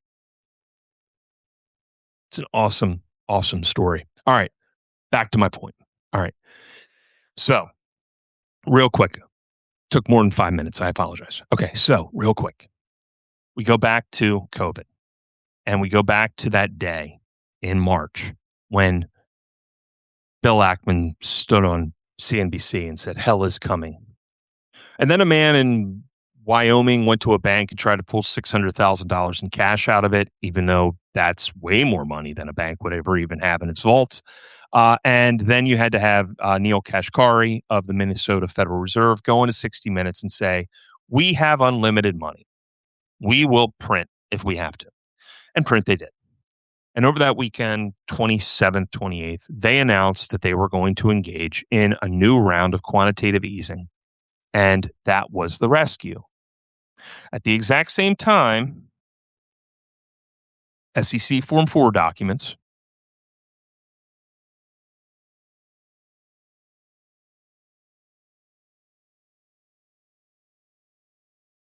we got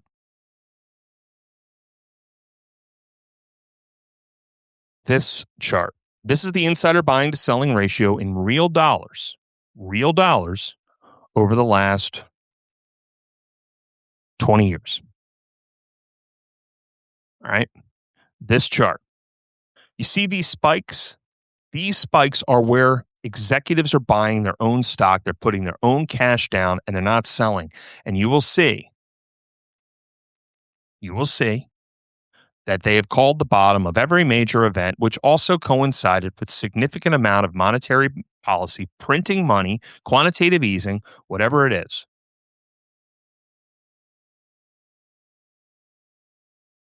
So the bottom in 2009 when QE started, the bailout in Europe in 2011. This is the Japan-Shanghai Accord. This is the 2018 move to the next round of quantitative easing. Here's the bailout in March 2020. Here is 3 rounds in 2022 during the gilt crisis and everything else that happened. Here is the bottom in 2023 where we went to 5%. And the United States, Janet Yellen was like, you know what? We're just going to start issuing more money to the front end of the curve. Here's the most recent spike, which was in January. That is December, forgive me, December of this year. And of course, we've had this bottom right here, which is Mr. Trump with Liberation Day. Let's go back and let's look at that real quick. Here is Liberation Day last year. Sell off. Momentum breaks down on the 21st. Moved to the late March. Sold off. Hit Liberation Day. What happened? Well, they changed their policy on trade, and insiders bought at a manic level. And then what happened? Momentum returned. And what happened with that 20-day moving average? At that point, that's where the mechanical buying had to start. And you're going to hear me talk about mechanical buying a lot. Most recent downturn that we saw a sell-off. Our momentum signal went negative on the 28th of February. It also had gone negative on January 28th before the gold and silver crash. If you remember back then, you remember on the 26th of January, I said, it's not supposed to be this easy to make this much money on gold and silver. And I dumped all of my paper positions. 3 days later, AQV and GLDX and all these others, they collapsed. Gold went from 5,500 to 4,500 and silver went from 120 down into the 60s. And that's because that's where the momentum was. That's where the leverage was. So what has happened here, and again, we go back to this point. This is late February. This is late March. What happened in late March? Right here, April 1st, a big spike in insider buying to selling. Insiders came back in. Okay. Policy change. U.S. Treasury Department draws down their Treasury general account by $200 billion. We try to figure out how to get out of the war. And then once we got above these key moving averages, that's where the Goldman Sachs Prime Desk, JP Morgan said, listen, all of these funds that are out there that are mechanical, that are, again, passive flows, they are not worrying about whether or not a stock is expensive. They have to buy 60 to 90 billion dollars in stock over the next week and a half. And sure enough, that's where our rally took place. And most of the concentration was in semiconductors, which went from here to here. The semiconductor ETF doubled. It doubled in 3 months. All momentum flows, all passive flows driving a lot of this, a lot of mechanical purchasing.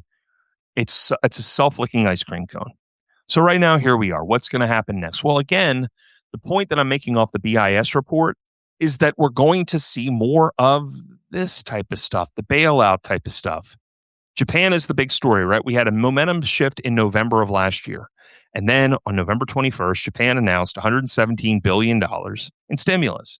And I wrote an article over the weekend said, you better stop shorting this market. A squeeze is coming. And the semis rebounded, and they rebounded sharply. This is where the concentration of the market is going to be. So what we're going to look for is maybe we see an overreaction. Maybe we see a continuation in selling. But at some point, the unwind becomes we have to rescue this. And that's the point where we step back in and we are prepared. We look for insider buying. We look for a policy change. We look for accommodation. We look for this momentum to return and the, again, concentration of risk. And then we look for the forced buying to take things like the semis higher again. And we just do this over and over and over again. And you're going to probably get somewhere between 2 to 3 of these opportunities a year. And if you just focus on those days, that week that follows this, that will make your year. And that's it. All right. It's 12:30. We went at 90 minutes on that. I appreciate it. I'm going to open it up to Q&A. Once again, for Elite, I know that we got a quick question on this from Anand real quick. Got here a little late. If you go to Elite, you have 2 new tools that are here. The first is Money Printer. Money Printer here is following net liquidity conditions, private credit money. The SOFR readings are here that we're paying attention to.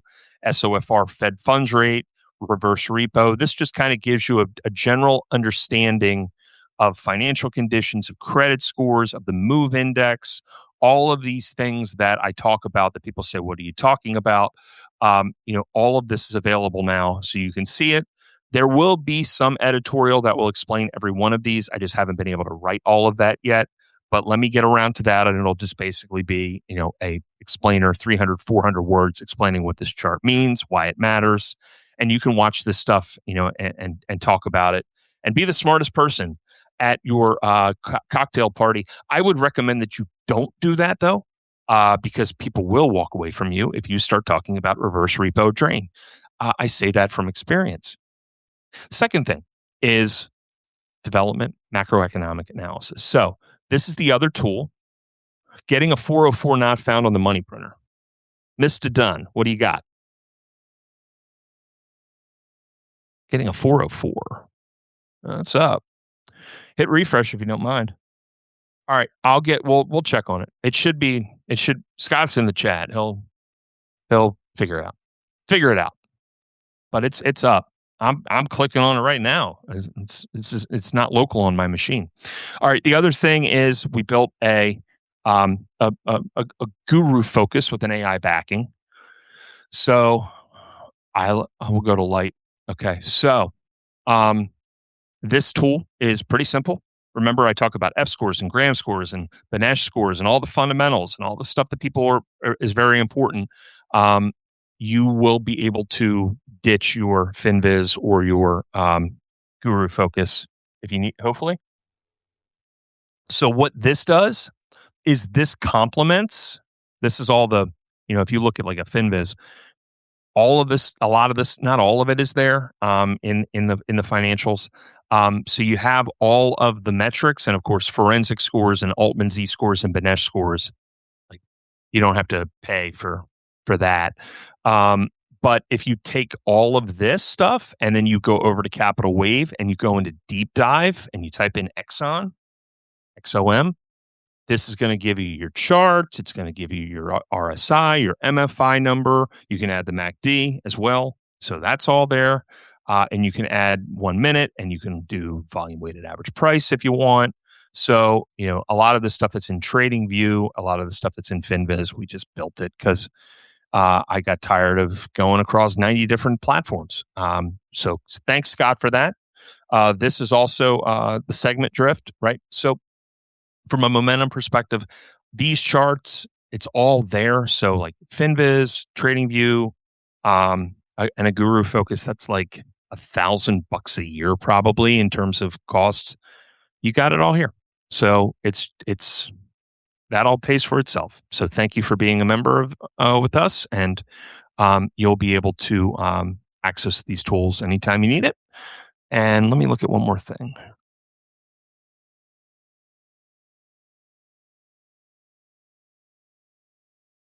Yeah, that equity thing's done. There's some other stuff that's new on the Launchpad. There's a couple of things that we're doing right now with this, and I'll try to walk through some of this stuff in a live show, maybe early next week to talk about it. But we've updated this as well. All right, what else you got? So we've been going on for an hour. I'm happy to talk. My wife and my daughter just left my house, so I'm here, man. It's just me hanging out. If you want to ask any questions, please let me know. And if you want to actually physically ask me a question and be on this, I can invite you to come on and you could talk in front of the whole class. EPD versus ET. Haven't heard you talk about Friedman in a while. FRD. That's my boy. I love that company. I have not talked about Friedman in a while. And Friedman Industries. Look at that thing go. Man. That's a rocket ship. So I just haven't talked about it. This was my go-to stock back in 2022.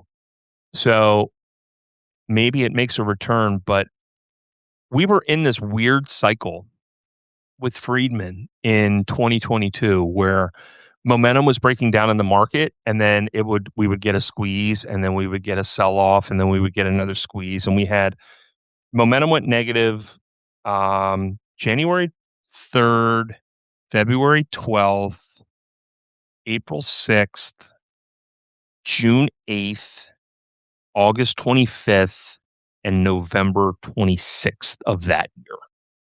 Positive momentum moves were January 28th, March 14th, it was July. It was July 5th, I think. And then backside of COVID or backside of Gilt was like October 4th during the hurricane. But what was wild about this stock was that it kept doing exactly what you look for in terms of momentum swings. So this thing would sell off to like $7 and be like, all right, well, let's buy it. It's oversold. And then it would go to 10 and we'd sell it. And then it would do this again. And it just became a trade. So I never really thought much about it. And it was a high F score. It was a high F score, low Z score, no debt, like really well run company.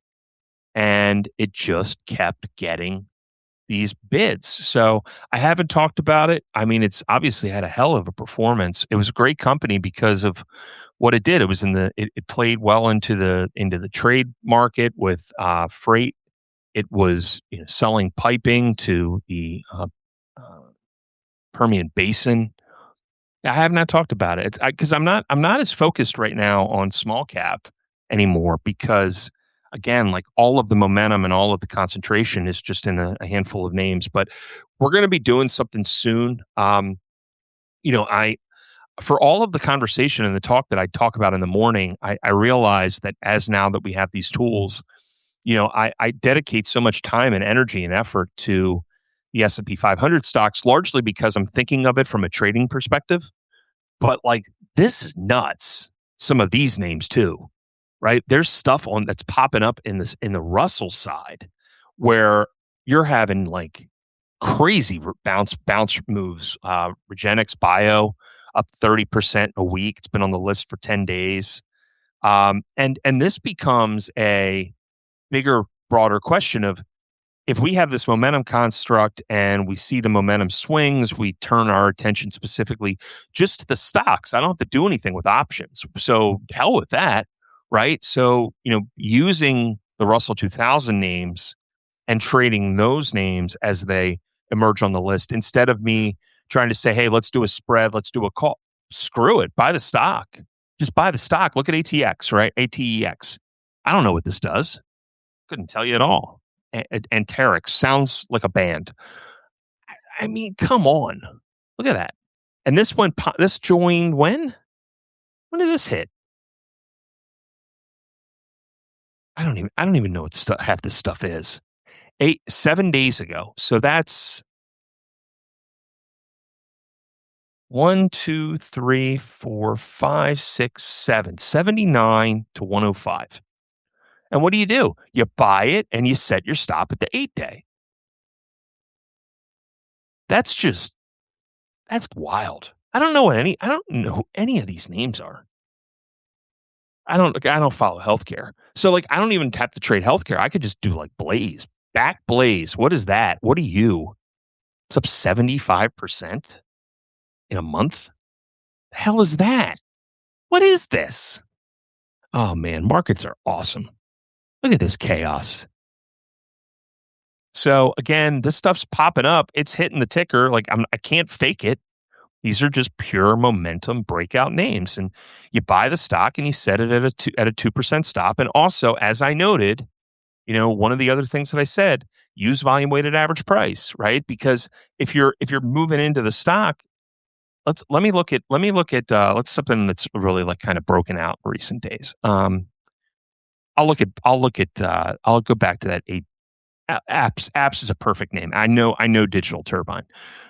This thing is silly, right? Look at this. All right. Apps has been on this list now for 9 days. 9 days. 1, 2, 3, 4, 5, 6, 7, 8, 9. I can't be right. 1, 2, 3, 4, 5, 6, 7. So right above that 8-day. This went from 919 to 1275. Pure momentum name, completely unprofitable, losing money, of course. Why wouldn't it? But back above its 8-day moving average. So that's one way to trade it. But if I were to look at the VWAP of this, and I go back, sold off a little bit, but it's on the list, right? Where you guys know the rules already. Where do you buy this? Third standard deviation band outside the Bollinger Bands bounced 1275 to 1336 yesterday on Wednesday. Higher than that. Hell, look at that. 1350. So if it's in a breakout territory and you get those types of reversions, you don't want to be buying it up here. You don't want to be buying it in the second, third, fourth standard deviation. You want to be buying it under that level. So that becomes an opportunity to step in and bid on some of this stuff and just set a tight stop. Set a dollar stop on some of this. This stuff's just running. I don't spend enough time on this because I'm doing 9 billion other things, but there's stuff here. I mean, I need to get some academics involved, people who are just hardcore. We're just going to sit around and do this all day because the math is here. It's showing up. Good. What are two of your other never sells? Oh, Energy Transfer.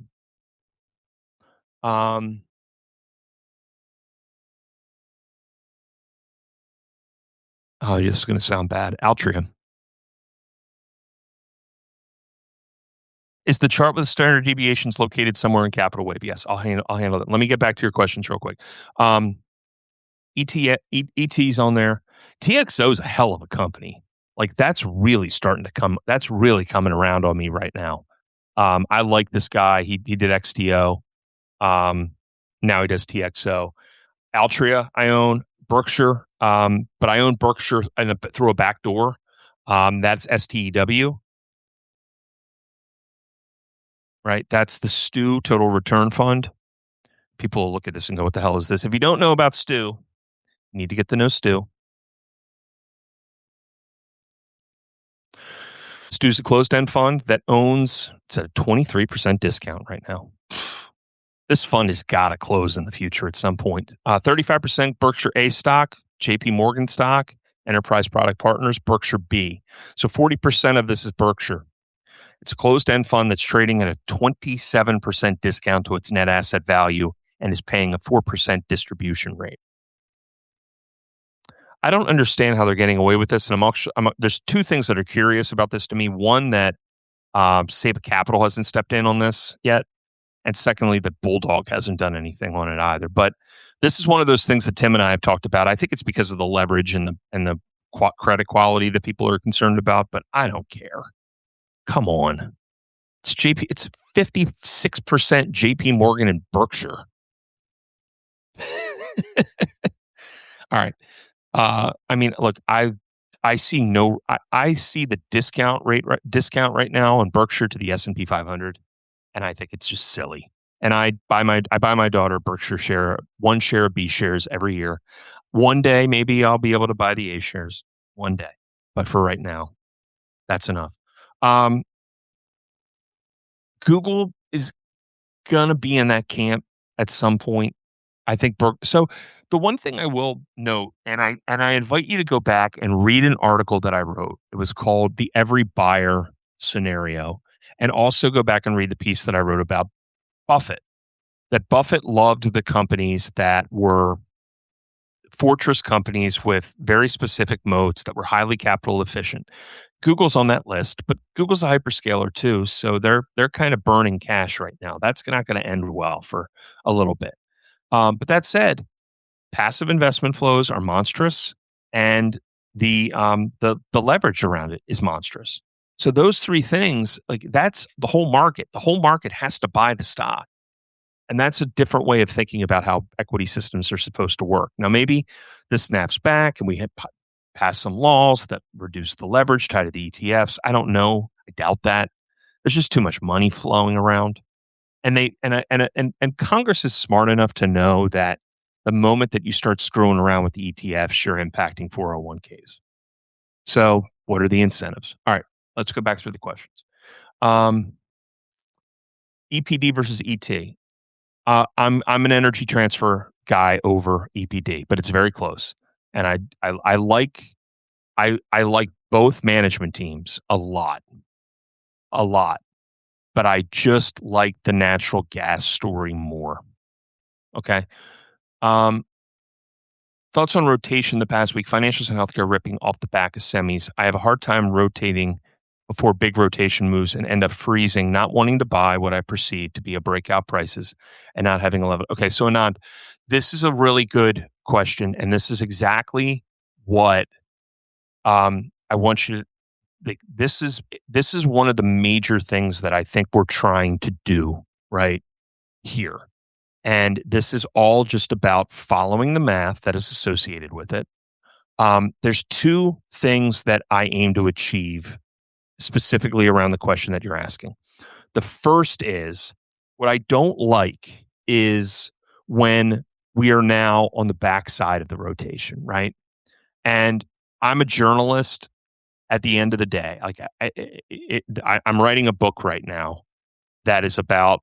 I've been writing this book for 20 years, and I finally got it to where I want it.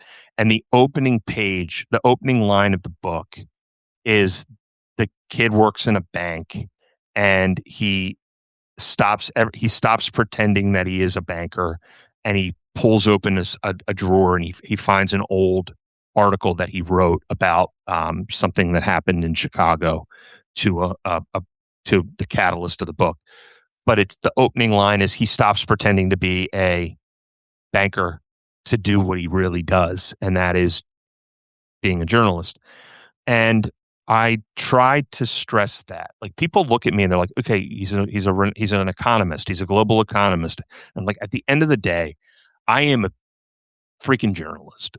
Like, that's all I wanted to be when I grew up. Okay. And I went to school for it, and I treat everything that I do through that metric: who, what, where, when, why. So the story of markets is trying to identify the story first. You want to be the person who breaks it. And most times, what happens when it comes to these rotations is that we don't find out about it until 2 weeks after it happens. It happens, Barron's comes out and they talk about it. Um, but two elements of this. First, I have the relationships with the banks. I have the ability to call analysts and I get access to research and I see it. And I see a lot of stuff that is not for public distribution. But if you see enough of it, you go, oh, this is what they're doing. Okay. So they'll talk about it, they'll write about it. The key thing that I'm focusing on is like I'm looking for the themes. I'm looking for where are 50 people all writing about all these different elements and where is capital going to move. And if that thesis is right for them, that's fine. But pay attention to the fact that one of the things that happened in recent days, which I found to be kind of ironic, was there's the story, there's the narrative that we tell about a company like GE Vernova, right? GE Vernova fits that broader thesis that I talk about all the time of, hey, there's a significant amount of excitement around the stock. If you read what the banks were saying this week, you would hear the inclusion and the Russell and the power shift. And then what happens is you try to trade it.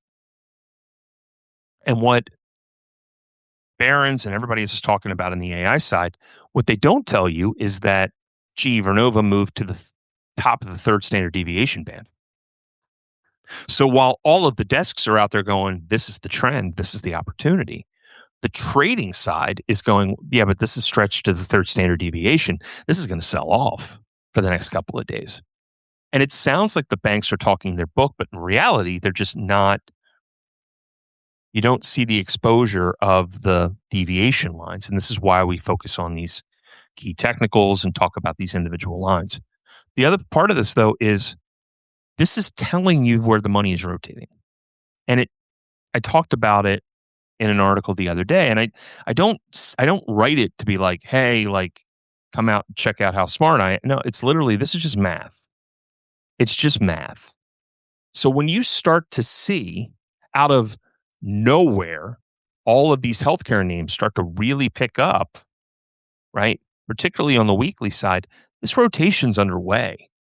And when you pay attention, particularly to the elite side, and you look at the developments of stuff, and you look at um, the conviction engine, and I always pay attention to this. And you go down here and you look at, okay, like where's money not in right now, right? Where's money not right now? Now all of a sudden, where's capital flow? I mean, you have to pay attention to the fact that you see these healthcare numbers. This score right here is relative momentum. This is what they are doing against the other areas of the market.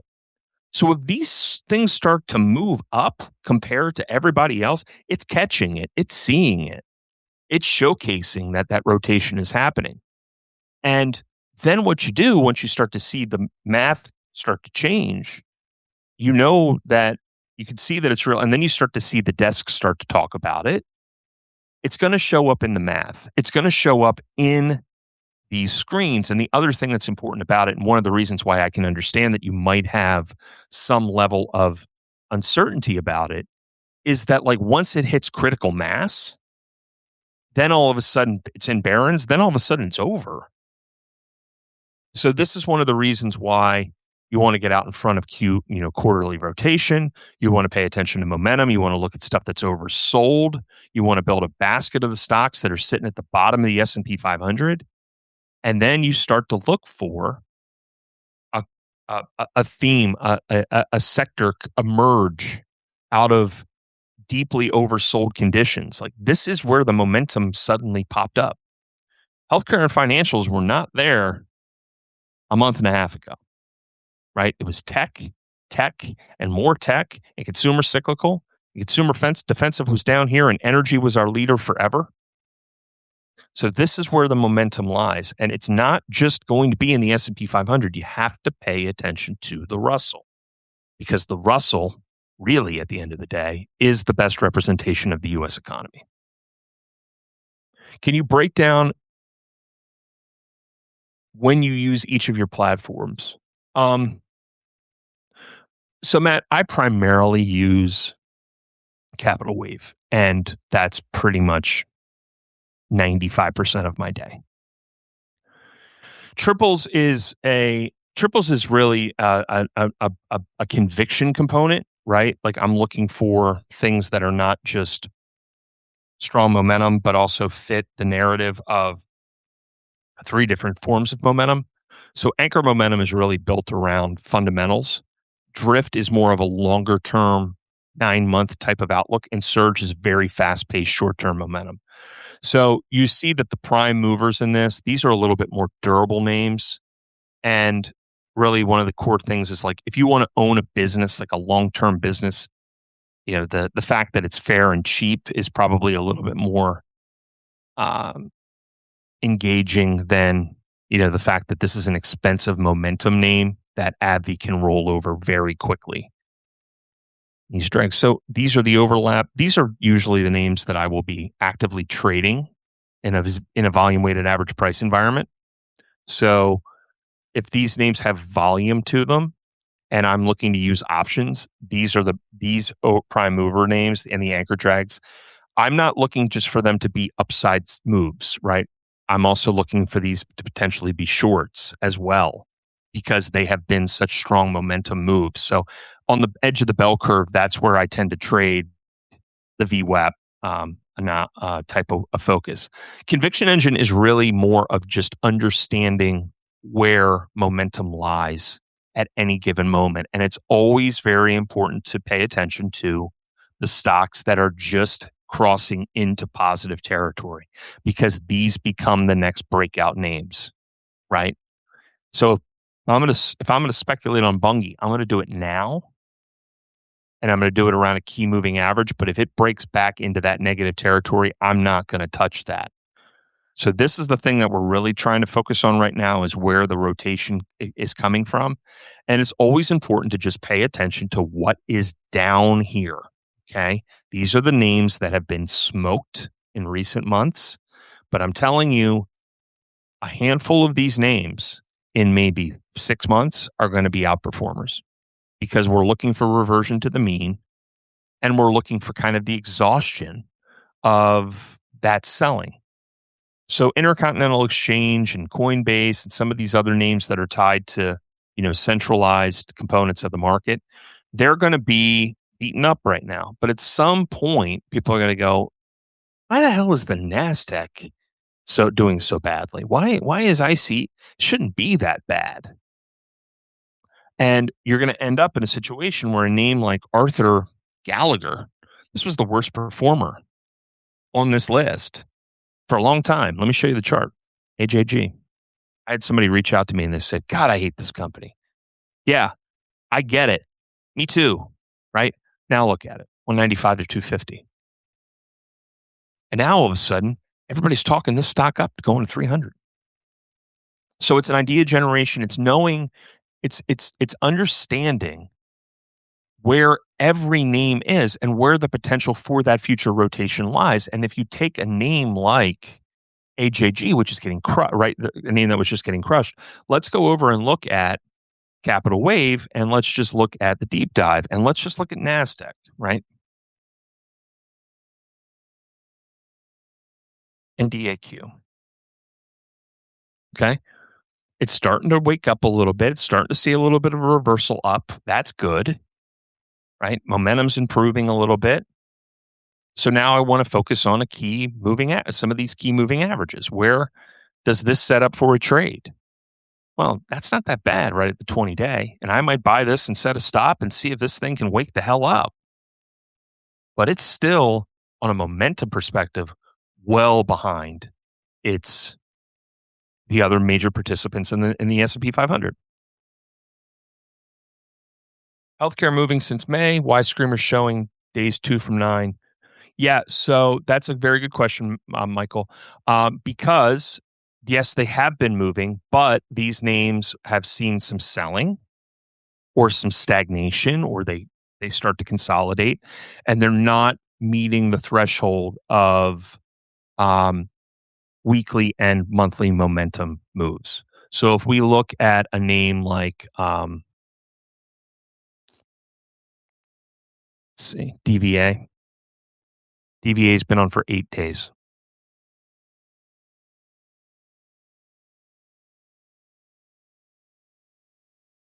Right there. So you see that stagnation right there?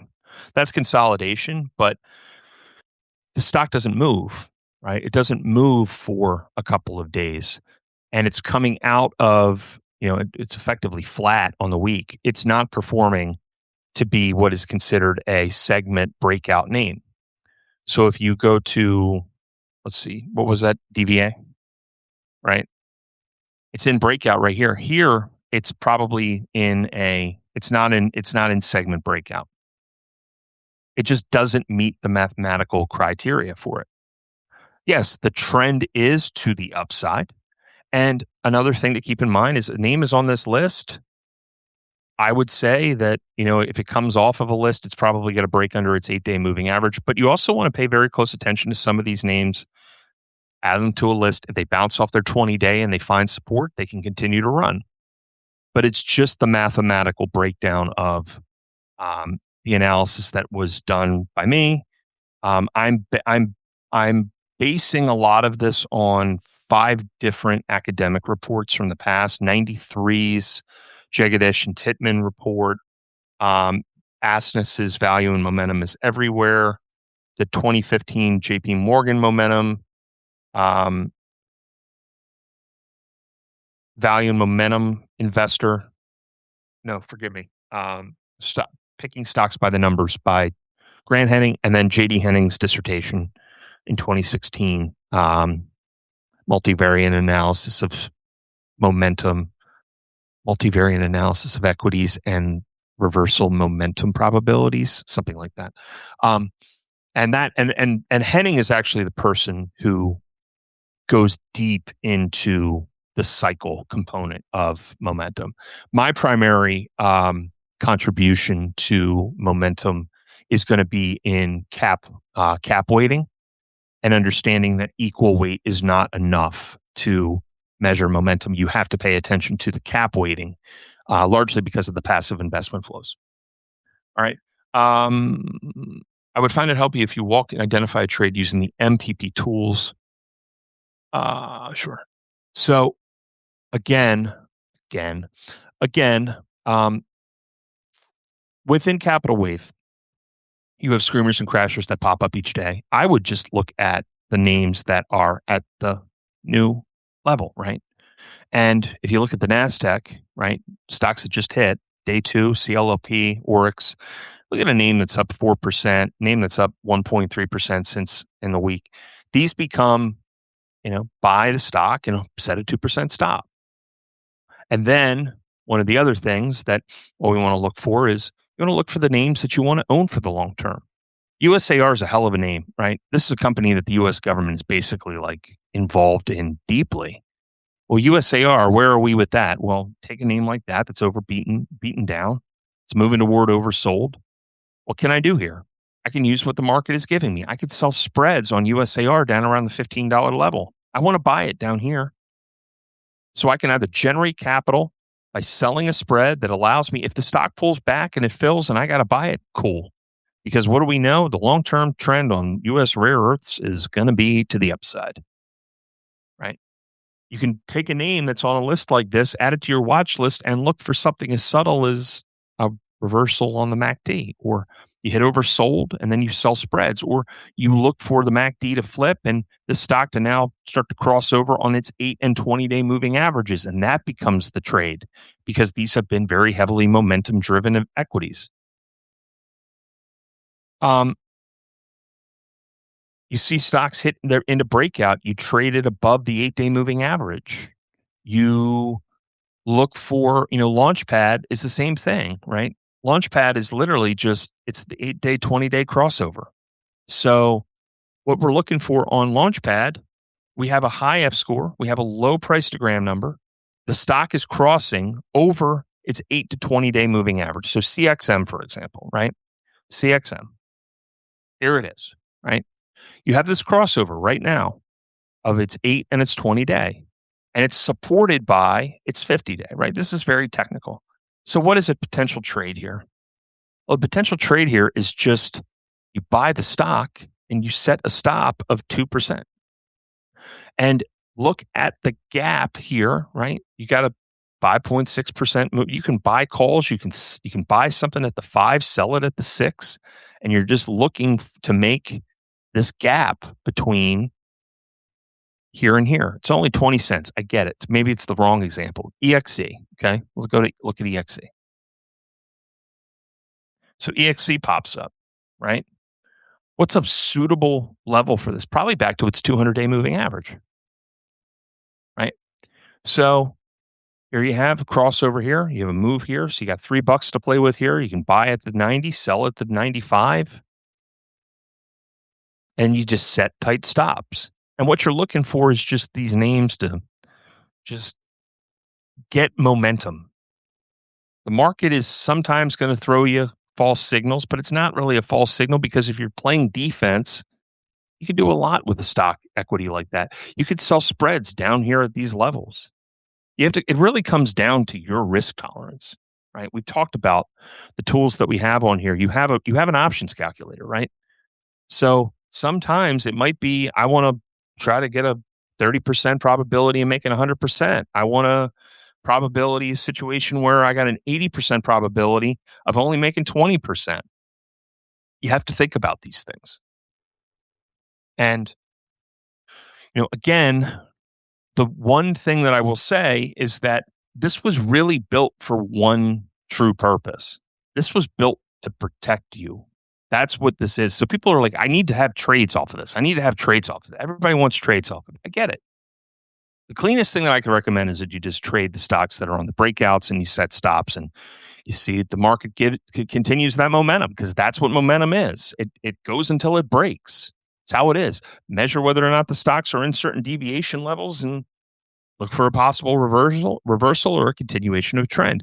But this was not built, honest, and I'm going to be very sincere with you. This was not necessarily built for a trading perspective. We've now added this component. At the end of the day, what this was built around was so that you could get the hell out of the way before this happened. And then you would have conviction knowing that our signal has gone positive. We've seen the momentum shift. We've seen the policy change. We've seen the insider buying pick up. Oh, I can go back into the pool now. I built this to play defense. I built this so that I played goalie in every sport that I ever played. So I could see the whole field and I had control over the game. And that's what this is. This is a defensive metric for you. So here, I want you to think about this in another way. Okay. So if you're saying I'm interested, I want to make sure that I have a trade off of all the tools. How about this? Okay. How about this? How about, I'm not naive. You probably have a trading platform, a trading tool, trading something with, you're buying a service from somebody and you might be paying $2,000 for that a year. I'm charging you $300 and like our lowest tier of this is like $150. Okay. I'm showing you insurance. So what I mean by this is let's just say that momentum goes negative, right? Momentum goes negative on the 28th of February. And somebody says, there is no trend hotter in the world than quantum computing. And you need to go out and you need to buy calls on Rigetti. Okay. When would I have done that? Well, let's say it was January when momentum turned negative. Somebody's recommending this thing at $25 and momentum goes negative. And Rigetti's now at $15. First off, you're probably going to ask for a refund on that product because they just gave you a stock that fell 40% in 3 weeks. But when would you have conviction to actually buy this? When would you have conviction to actually trade it? When would be the time to really take the shot? It's when momentum returns to the market. So it is a timing tool.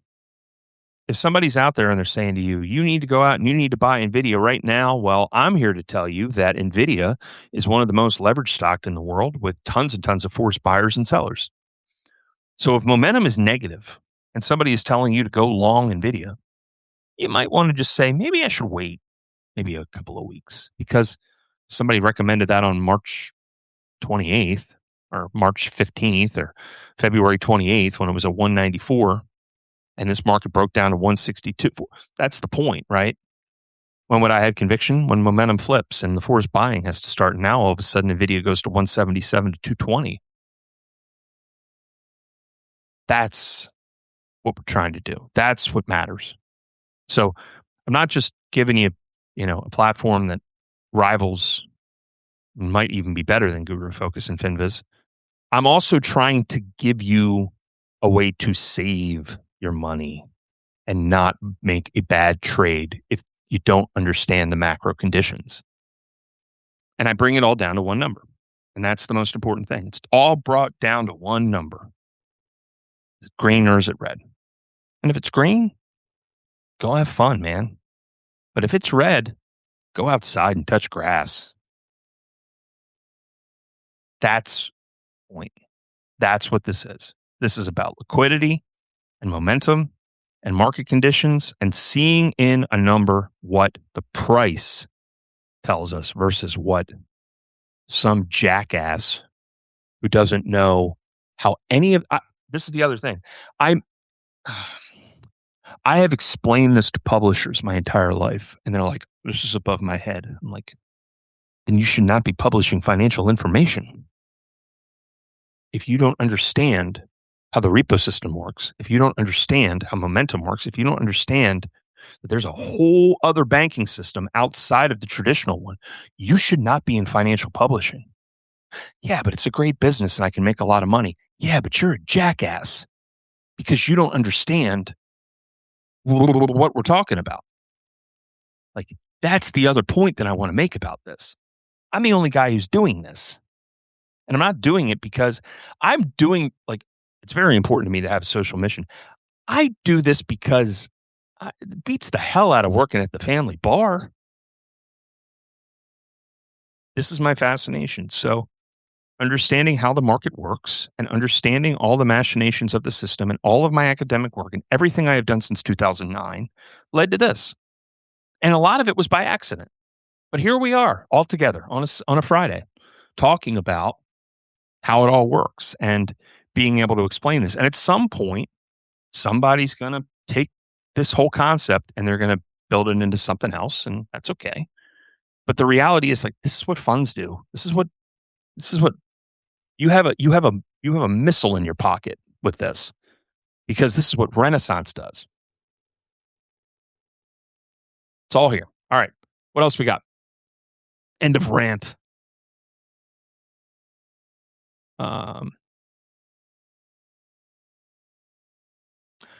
Does RSI over 80 give me pause? Shockingly, no. MFI will. If RSI is still high, but MFI is still lagging it, that means that there's still a potential volume burst that can lead that higher. MFI overbought gives me way more concern than an RSI. And that means, hey, guess what, Scott? We need to add the MFI numbers. All right. Jay Cross, use Thinkorswim VWAP there. Yeah, there's a very good, Brad built that, I think. VWAP's good for for there as well for Thinkorswim. I'm glad you had a good time, Irene. Glad you had a good time, Anand. If there's anything else, I got a couple more minutes. We went a little long. No problem there, because I'm going to go work on my book today. And that's pretty much it. Aside from that,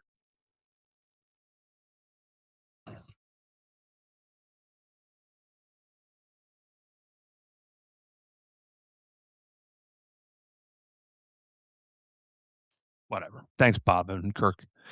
Andrew WK, everybody. That is an intimidating picture. Where do you find standard deviation? Are you talking about standard deviation will be found in just TradingView, and that's a real simple thing. I can show you this. So, volume weighted average price is one, the cleanest representation of it. So let's look at GEV, right? So GEV, right? That's first standard deviation, right? This is all 1 day volume weighted average price.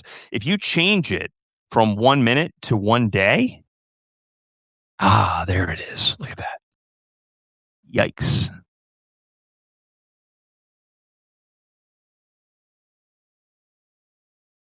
Right? That is 1 day standard deviation lines. Is that just B bands? Oh, that's just the Bollinger Bands. Um, so yeah, forgive me. I took VWAP off. Use Bollinger Bands. Ha ha. Um, Bollinger Bands are two standard deviations with a 20-day SMA. So as you can see, here's GE Vernova on Tuesday, pushing into that upper band and then rolling right back over. So it's into the third standard deviation. So the cleaner, yeah, standard deviation for volume weighted average price for 1 minute, and then use BBs for the dailies.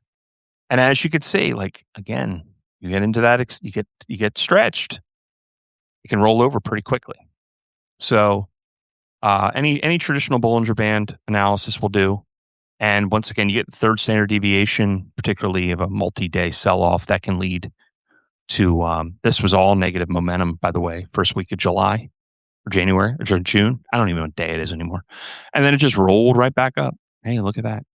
Good old fun times. NVIDIA, same old, same old. So these extremes are important to pay attention to. Third standard deviation moves lead to exactly what Stanley Druckenmiller talked about. Okay. Last thing I'm going to leave you on. Okay. And why this matters. And I want to thank everybody for taking the time. Guys, have a great 4th of July. Make mistakes. You're only going to be 250 years old once. This is what Stanley Druckenmiller was talking about. When Stanley Druckenmiller was talking in 2018 about how momentum and momentum works, he had noted that trends are not what they were back in the 80s. And that what was happening is that when we get down into the third standard deviation of price, and this is on the dailies, third standard deviation of price, the algos are buying. And that's exactly what this chart is showing you. This is, again, these are two standard deviations in Bollinger Bands, right? And when you get into this extension, they're stepping right back in and buying the dip. So any chart you trade, anything that you're following on momentum, like again, we've got, what do we have up here in our triples? Moderna, mRNA. Let's see where we are. Yikes. mRNA might be a short on Monday, right? We're extended. So, a little bit of a pullback. And if it pulls back, then the next logical thing is to say, okay, well, can I trade that with like VWAP? If it sells off and the continuation of trend picks up, can I add VWAP to it? And if we sell off, then you're looking for a 1-day trade. It can be an $8 move. Okay. All right, everybody. That's it. Let's wrap it up. Let's call it a day. Go have fun. US doesn't play till Monday, so we'll talk by then. But thanks, guys, for joining me. I know it went long, but that's kind of the goal. I'll do a follow-up next week, probably like 30 minutes to 45 minutes in the afternoon. Yeah, thanks. Yeah, Jackie, and then did your dad do this one too? Did he do Ernie? That's the card right there. All right, everybody. Thanks again. Enjoy your weekend, and we'll go from there. And you can let yourself out. All right, Scott's got some questions. Cool. All right, everybody. I'm going to hit end, and we'll go. We'll chat next week. If you have questions, put them in the. Well, thank you, Florida Man. Do you have cards, Florida Man? Next week I'll send a note out. We'll probably do it Thursday. Okay. Cool. Thanks again, everybody. Take care.